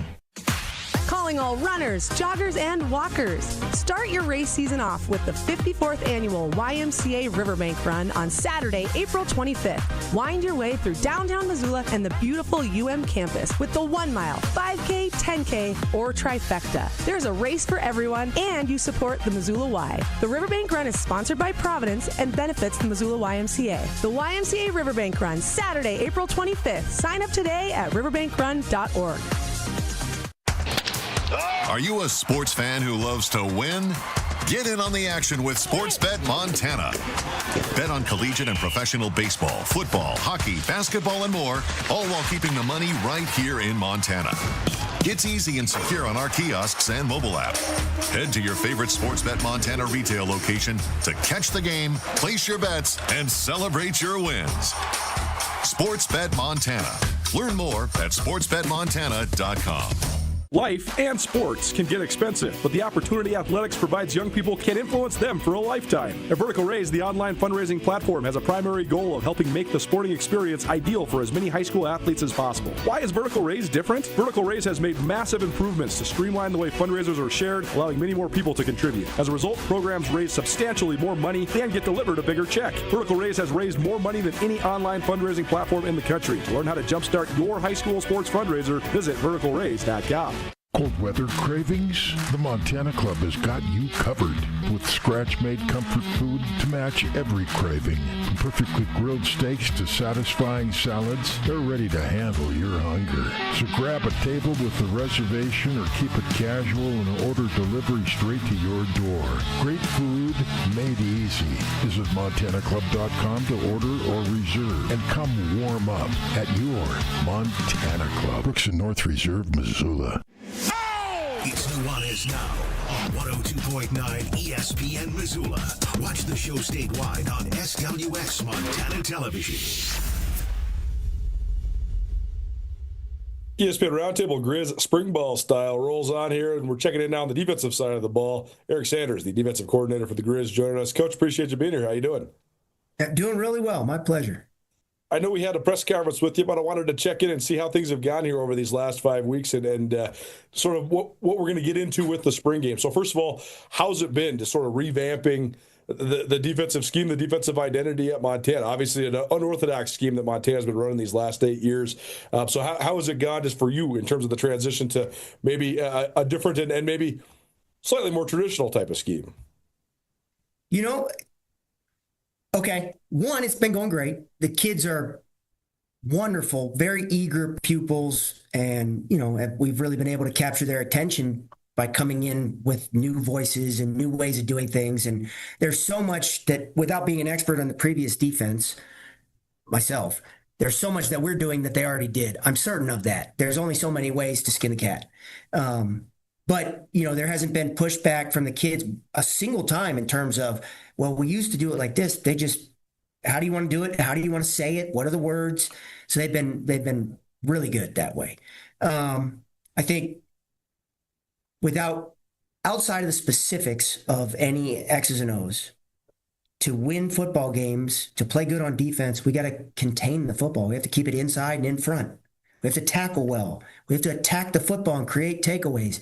Like, that's a defensive formula that has nothing to do with whether you line up in a 3-4, 4-3, 5-2, 4 DBs, 5 DBs, 6 DBs. I don't care how many you got out there of any position. We have to keep the ball inside and in front. And so that's something that we've been really preaching and trying to work on the fundamentals that allow us to do that in any given defense. So that's been a work in progress, but great. When it comes to just sort of your philosophies defensively, I know you've spent some time in the NFL, you spent some time in the Power Four at Stanford, you spent some time in the Big Sky Conference. So how have those experiences sort of gone into how you think about and then teach defensive football? Yeah, I think I would add a couple more pieces of context there also, because it's not just my experience and what defense I want to run. I think it's really important that the defense that we run at Montana this year is going to be based on what we can coach as a coaching staff. And so that's leaning into what Coach McLeod's expertise is for the corners and Coach Nurse's expertise is for the safeties, Coach Johnson for the D-line, and myself for linebackers, and what the kids are good at.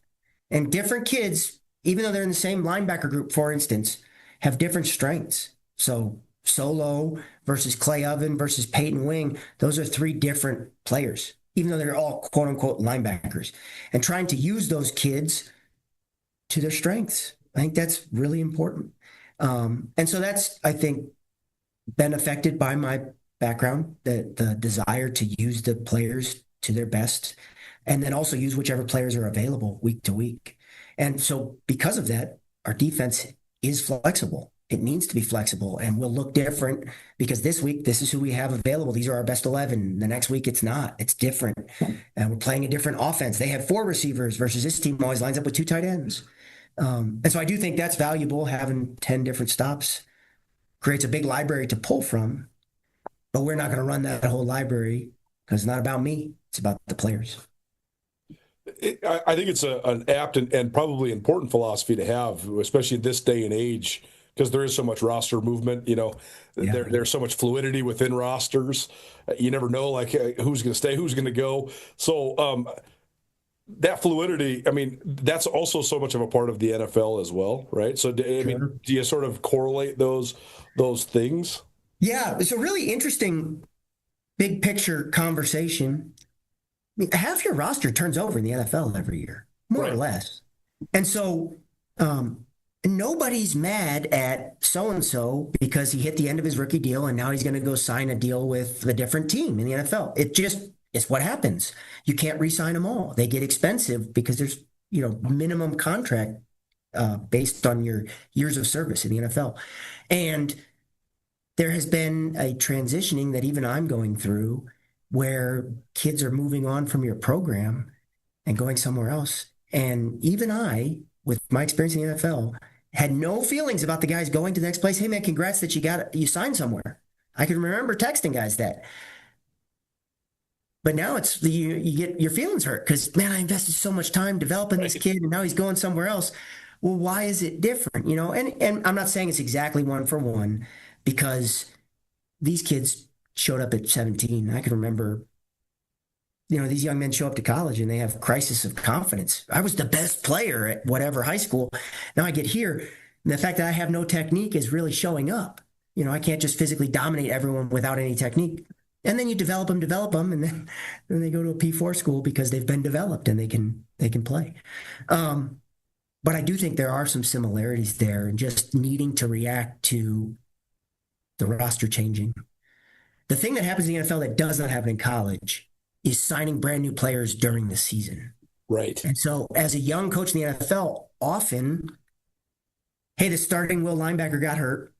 The backup will linebacker is now the starter, and we just signed this guy off the street. He was on Green Bay's practice roster, and now he's on our team, and he's going to run down on kickoff and might get in the game at will. And so, Eric, take him in the other room and teach him the defense. Hold on. I'm not going to teach him all this stuff that all our starters have been working for 6 months, and now we're going to teach him in 1 week. And because of that experience and that happening many times, you really had to teach the guys concepts. It's just, hey, this is the cover 2 bucket. This is the cover 3 bucket. And so I very much teach the players here, Eastern, anywhere I've been, back at Stanford as linebacker coach.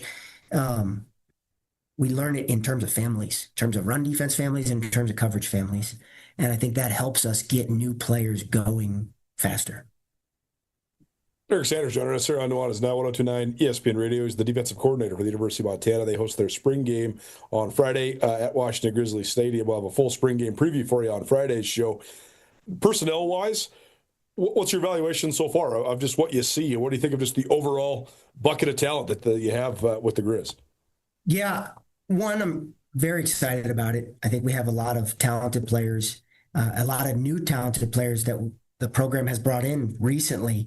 And so that's exciting to see these guys that are brand new, just like me, but they're starting to flash and show their talent.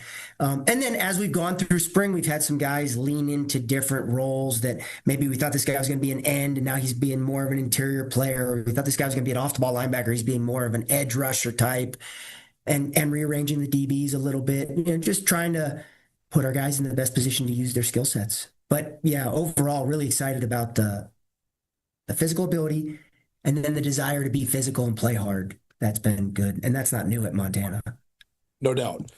From that, how do you sort of capitalize on that part, right? Because, running to the ball, playing physical, the University of Montana fan base certainly is one that loves defense, loves sort of the identity of defensive football. You guys are the guy that came before you, Bobby Houck, is a defensive coach. So just having sort of those parts of the identity of like the DNA of Grizz football, how much does that sort of ease your transition as the defensive coordinator?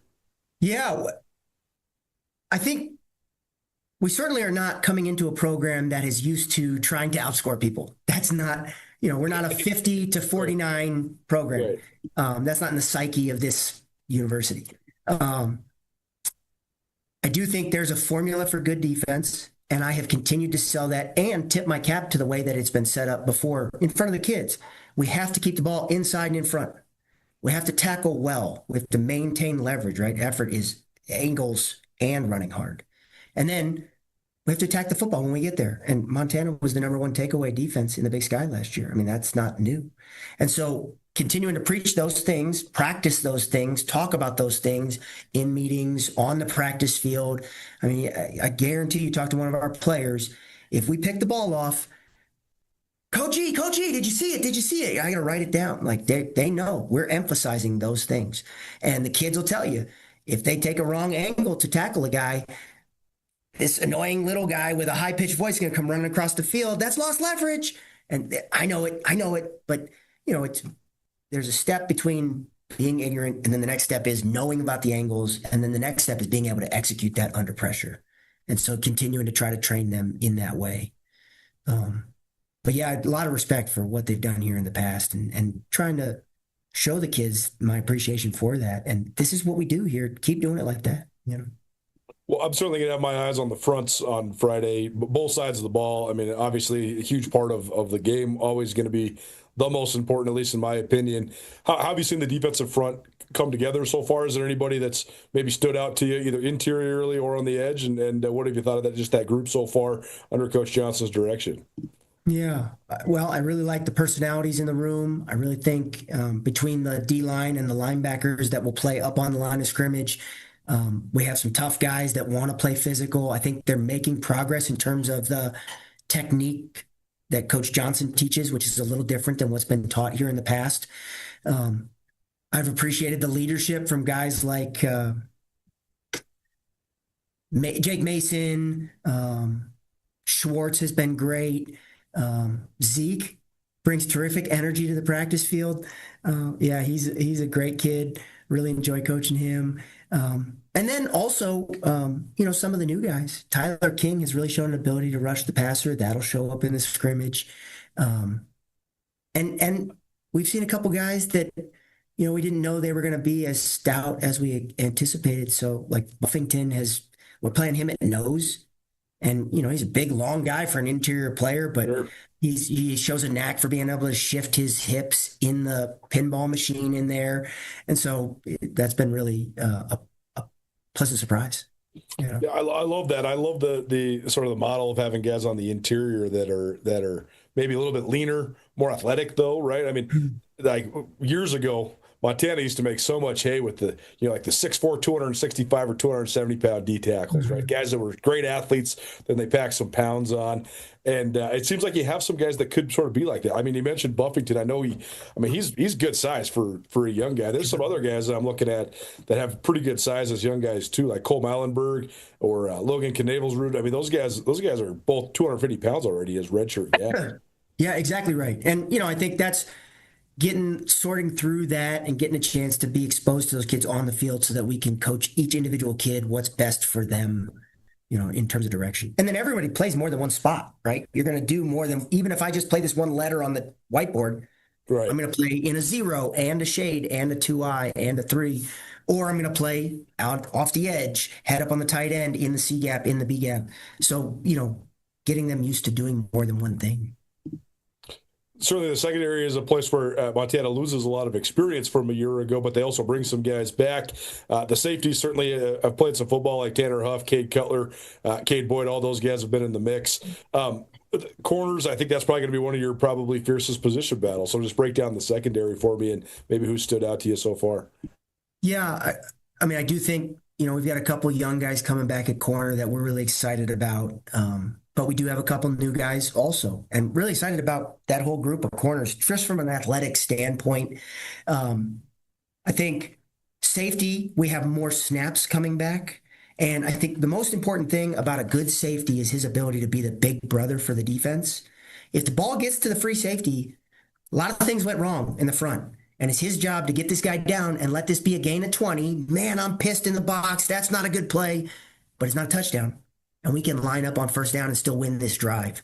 Versus that guy doesn't do his job. If he's not the big brother of the defense, they're putting the extra point team out there.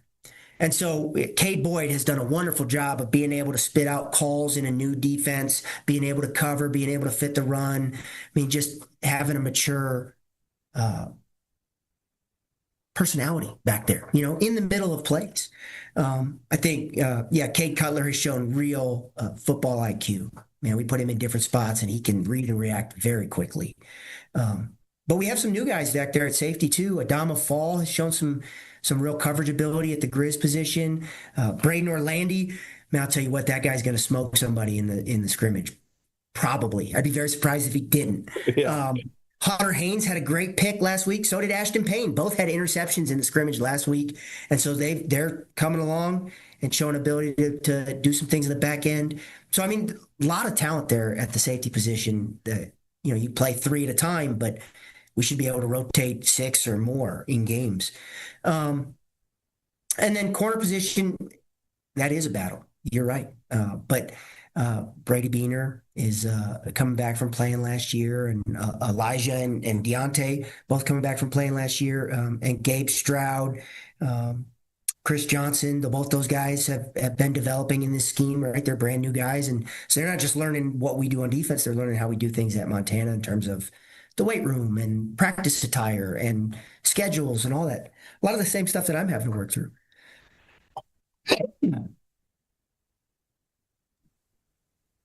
How many corners do you think you need? I guess in your ideal world, how many would you want? Yeah. In terms of game day players, there's 2 different questions there, Coulter. There's like a roster management standpoint. And so eventually we will all be recruiting to a 105 roster.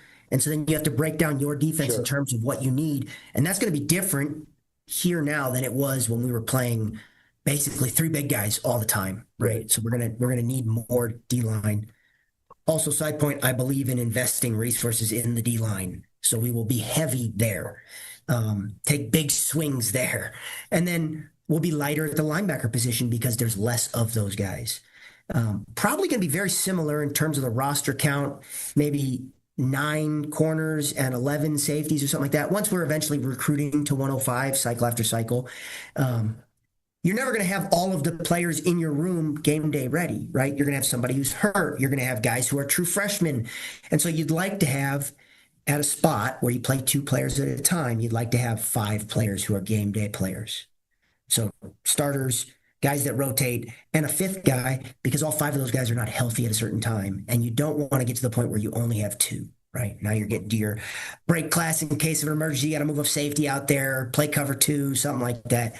If you got 5 at a position, whether it's Mike and Will or left and right corner, you can usually weather the ups and downs of health and equipment malfunctions within a game, stuff like that.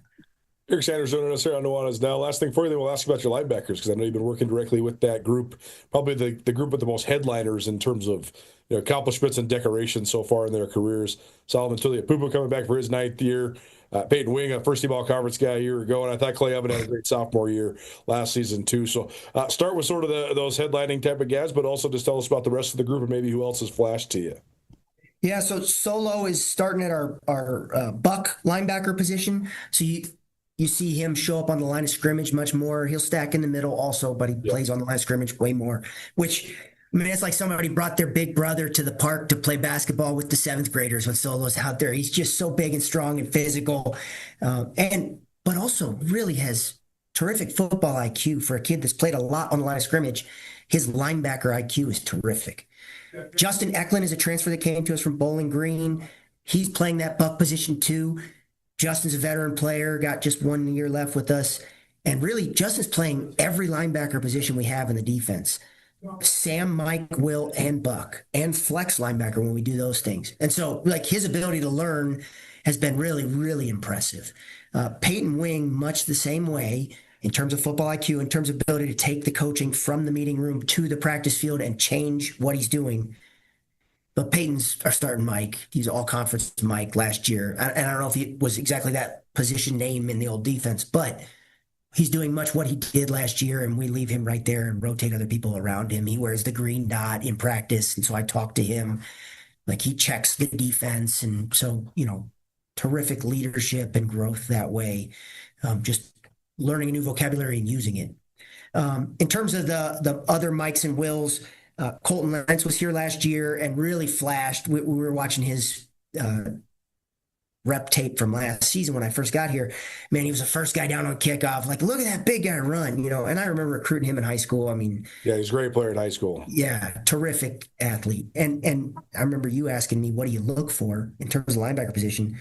I look for 6'2" tailbacks that want to lead. That was Colton Lentz. So, yeah, really excited about his potential. And then Nye Mose and Tanner Williams are both transfers that have come to us who have some reps under their belt playing off the ball linebacker. So those guys with Clay Oven, those three are kind of completing our Mike Will spot. Obviously Clay has the most experience here playing at Montana. Clay is a unique guy in terms of his strength for an off the ball linebacker. And so when we stem him up there and play him on the line of scrimmage, you see him set an edge, throw a tight end to the side, make a one-arm tackle. It's like, that was really good for a linebacker. We're not talking about the buck, like solo. This guy's, 50-50 9 technique and linebacker, maybe more like 80-20, depending on the kid. We're talking about a will linebacker. He's reading guard pulls, but we put him up there on the ball, and now, Clay is really impressive that way. So, just being able to lean into his skill set that way, whereas Tanner and Nye have more experience being trained off the ball linebackers, bumping, fitting with pullers. They've really taken to that part of the defense. And then our young guys, Sam Merriman and Taylor Jones, have getting reps, staying healthy, getting better, and they've both grown a ton this spring, bring terrific enthusiasm. So I've really enjoyed coaching that whole group. It's going to be very fun to get eyes on all these guys. Can't wait. It's going to be an exercise in identifying numbers, certainly, on Friday night, but we're excited to do it. Eric Sanders, defensive coordinator for Grizz football, joining us here on our ESPN Roundtable. Coach, appreciate the time. Thanks so much, and we'll see you on Friday. All right.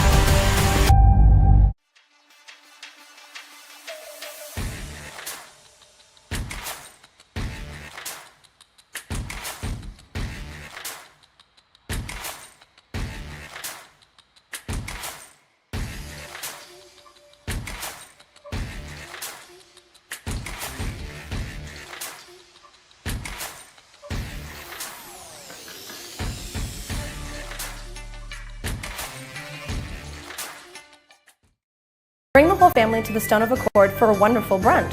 From traditional comfort food to eclectic specials, there's something for everyone to enjoy. And it wouldn't be a proper Missoula brunch without an Irish coffee and a mimosa. The Stone of Accord, Irish fare with Montana flair. Restaurant, liquor store, and casino. At the Stone of Accord, we use the freshest ingredients to create our homemade traditional Irish classics, fresh salads, and creative specials. Come enjoy our warm, family-friendly atmosphere. The Stone of Accord, Irish fare with Montana flair. Restaurant, liquor store, and casino. Access to Montana's great backyard is the best part of being a Grizzly. At the University of Montana, our classrooms are the mountain peaks, river valleys, and never-ending plains of the Big Sky Country. We provide students with the hands-on training to protect and enjoy hunting, conservation, and stewardship. launches the careers of outdoor leaders so that they can protect our traditions and ensure they are passed down for future generations. Because what's made in Montana is remaking the world.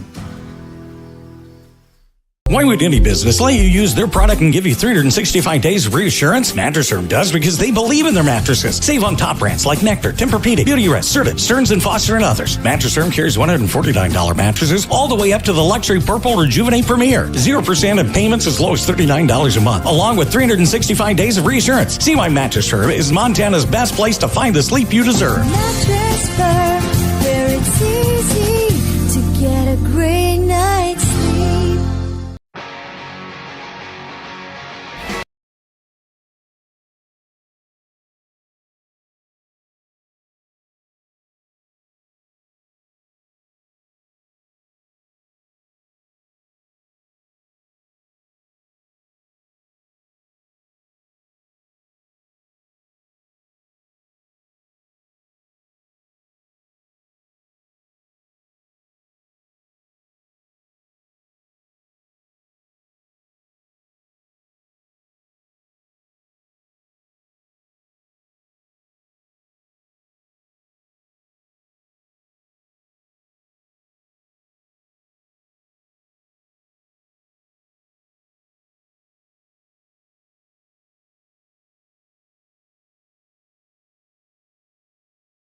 And that's kind of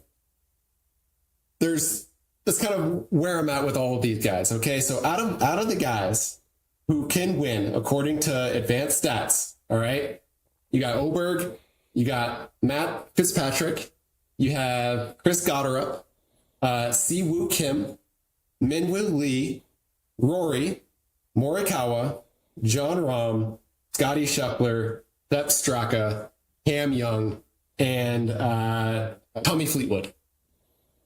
So that's a big roster of guys and a lot of really good players. So I don't know if Oberg, even if he plays well, I'm imagining one of those guys is going to play well and win it, obviously. But out of those guys, Oberg, I think, is probably too young, probably doesn't have it quite yet.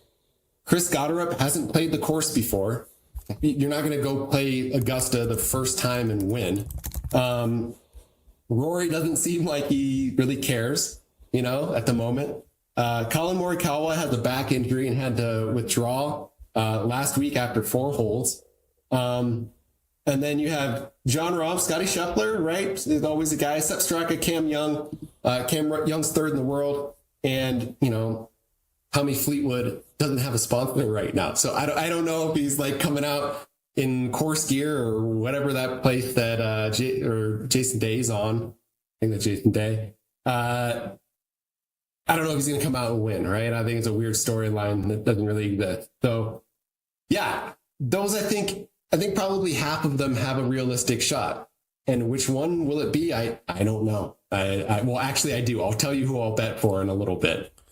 Is it better to peak early and then just try to sustain, or like in your career, I mean? Like, is it better to be Jordan Spieth and win the Masters when you're 21, or be Rory McIlroy and win 4 majors before you're 25 and then not another one until you're 36? Or is it better to be like Phil Mickelson and not win any until you're in your 30s, but then go and win like 9 before your career is finished? I'd rather be Phil out of all those guys. That seems like torture to win so heavily early in your career and then just lose it.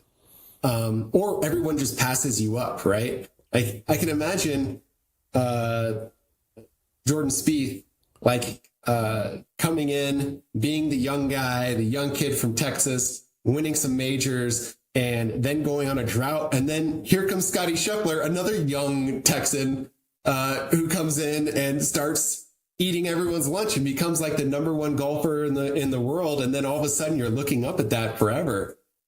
That's got to be like demoralizing. So I'd rather be Phil, because Phil had that Tiger issue forever. And he finally got that issue off his back and then became one of the all-time greats. But I mean, I can imagine. I mean, what do you think? Like, do you think the torture from that Rory had in that gap of majors was worse? Or do you think Phil, like being the top California amateur, seeing young Tiger Woods beat all his records, them go on tour within a few years of each other, and then Tiger just beating him for a decade, that must have been torture too. But to have it and lose it, I think is probably worse than to never have it. And you're losing it to Tiger Woods, who's the best. Oh, and I know that Phil Mickelson has all sorts of his personal, I don't know if demons is the right word, but there's a lot of reasons to not like Phil these days. Yeah. But you got to give him so much credit, because he's. I mean, compare and contrast Phil Mickelson and David Duval. They were like the 1A and 1B challengers to Tiger Woods for when Tiger first rose to prominence and was basically breaking the sport of golf. Well, Phil kept on just getting second place until all of a sudden he started getting first place. And Duval became such a mental mess that he literally quit the game for a while, because he's like, I'm as good as I can be and I'm never going to beat that guy. So I'm just done. I'm not going to sit here and waste my time trying to beat this guy. This guy is God. I'm not God. I can't beat him. I'm done. So it's like the movie Amadeus, where who's the guy who is like seeing Mozart come up and he's like, I cannot do that. I can literally cannot do that. That is what Duval, what happened to him, like what that's got to be frustrating, right? But for Phil, I mean, he was Charles Barkley, he was Karl Malone, he was all those guys who just could not beat Jordan. And then he finally did, right? And he won a lot. And it's good for Phil for doing that. There's a lot of other stuff that's problematic with him, but you know, his accomplishments on the golf course are great, and he deserves to be remembered as such. Okay, last question on the Masters, then we can do some picks, and then we'll get into the Grizz spring game. You mentioned all those guys, just tee to green, and some of the statistics and the analytics that present basically the sample size of basically like, here are the 20 to 25 guys that can win this tournament based on the stats, the math. That's only part of it, though, because you have to be able to deal with the pressure of Augusta and the grind that the course is and all these different factors, right? Mm-hmm. Do we actually believe like a guy like Sepp Straka could win this tournament, or Tommy Fleetwood or Chris Gotterup or some of these like sort of second tier guys? It just seems to me like it's just going to be one of the main headlining names, like, you know, a John Rahm or a Morikawa or a Rory or a Scotty. I don't know how these sort of second tier guys get up in there, but what do you think? I mean, yeah, it's hard for me to think a guy like a Danny Willett thing. You know, like when that happened, or Charles Schwartzel when that happened, or, you know, I would think that someone like Adam Scott would make a run this year as opposed to a guy like that, right? Anyone who's played this course before and played it well, I think has a chance, right? So, and we've talked about that in years past. Like, I think Spieth has a chance, you know, even though he hasn't been playing the best, if you know how to play this course, it's always going to benefit you as someone who, like, Gotterup has not played here. And the thing about Augusta is it's extremely hilly, right? Elevation changes more than in like any other course that you go on over the course of the year. And TV doesn't show that. Hey, who are you taking this year? Okay, yeah. So let's talk about it. We've got, of our top 10 golfers in the world, all right, we have Scheffler, Rory, Cam Young, Tommy Fleetwood, JJ Spawn, Fitzpatrick, Morikawa, Robert McIntyre, Justin Rose, Xander Schauffele. Okay? Out of those guys that I mentioned, who have a 1.7 or above strokes gained that also fit the list, right? You've got Fitzpatrick, you've got Rory, you've got Morikawa, you've got Scheffler, you got Cam Young, and John Rahm is playing on a different tour, right? So that one's kind of hard. And Bryson DeChambeau, also a candidate here, okay? Because he, you know, drives the ball a ton. So out of those guys, as I mentioned, there's kind of two that catch my eye in terms of strokes gained. Morikawa is at 2.18. Fitzpatrick is at 2.14. And Cam Young is at 1.79. All right. I don't think that Morikawa can do this with a bad back. And he was my pick last year. He let me down. I'm not going to pick him again. Okay, sorry. You got to prove it to me. And he was not great last year. So that leaves kind of two guys that I'm looking at. Two guys. Matt Fitzpatrick and Cam Young. Out of those, Cam Young finished tied for 22nd, tied for 41st, tied for 55th, tied for 7th, tied for 3rd, and 1st. He won the Players in the middle of March. Fitzpatrick tied for 63rd, 9th, tied for 14th, tied for 24th, tied for 41st, 2nd at the Players, lost to Cam Young, and last week he won the Valspar, or 2 weeks ago. So 3 top 10s for Fitzpatrick, and we've got 3 for Cam Young. I don't know if Cam Young's ready.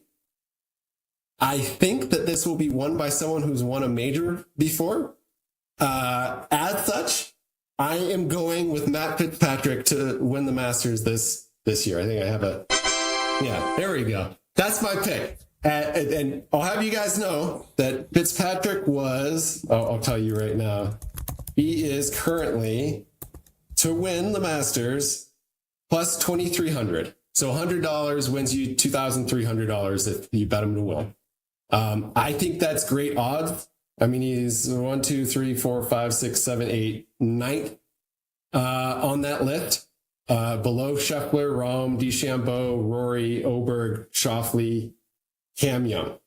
So out of those guys, either Cam Young or and Tommy Fleetwood. So Cam Young or Fitzpatrick, I think, are the guys that will do it. But I think Fitzpatrick has what it takes, and he's playing well going into this. So that's my pick, and I'll have you guys remember. I guess Scheffler got it right. Guessed Rahm got it right. Guessed Scheffler got it right. And then last year I had the two golfers and I just picked the wrong one. I could have gone 4 years in a row. So that's it. Matt Fitzpatrick.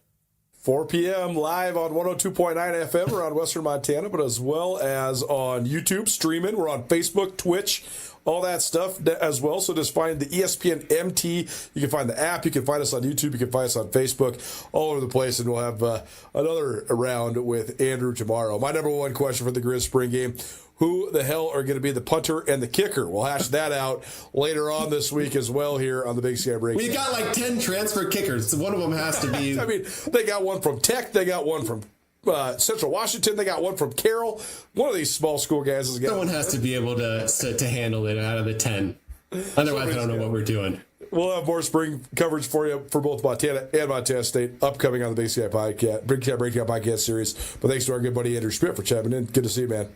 Yeah, go Fitzpatrick. 4 p.m. live on 102.9 FM around Western Montana, but as well as on YouTube streaming. We're on Facebook, Twitch, all that stuff as well. So just find the ESPN MT. You can find the app. You can find us on YouTube. You can find us on Facebook, all over the place. And we'll have another round with Andrew tomorrow. I edited that poorly. I'm sorry. We'll see you tomorrow, 4 p.m. Nuanez Now, ESPN Radio. Are you paying too much?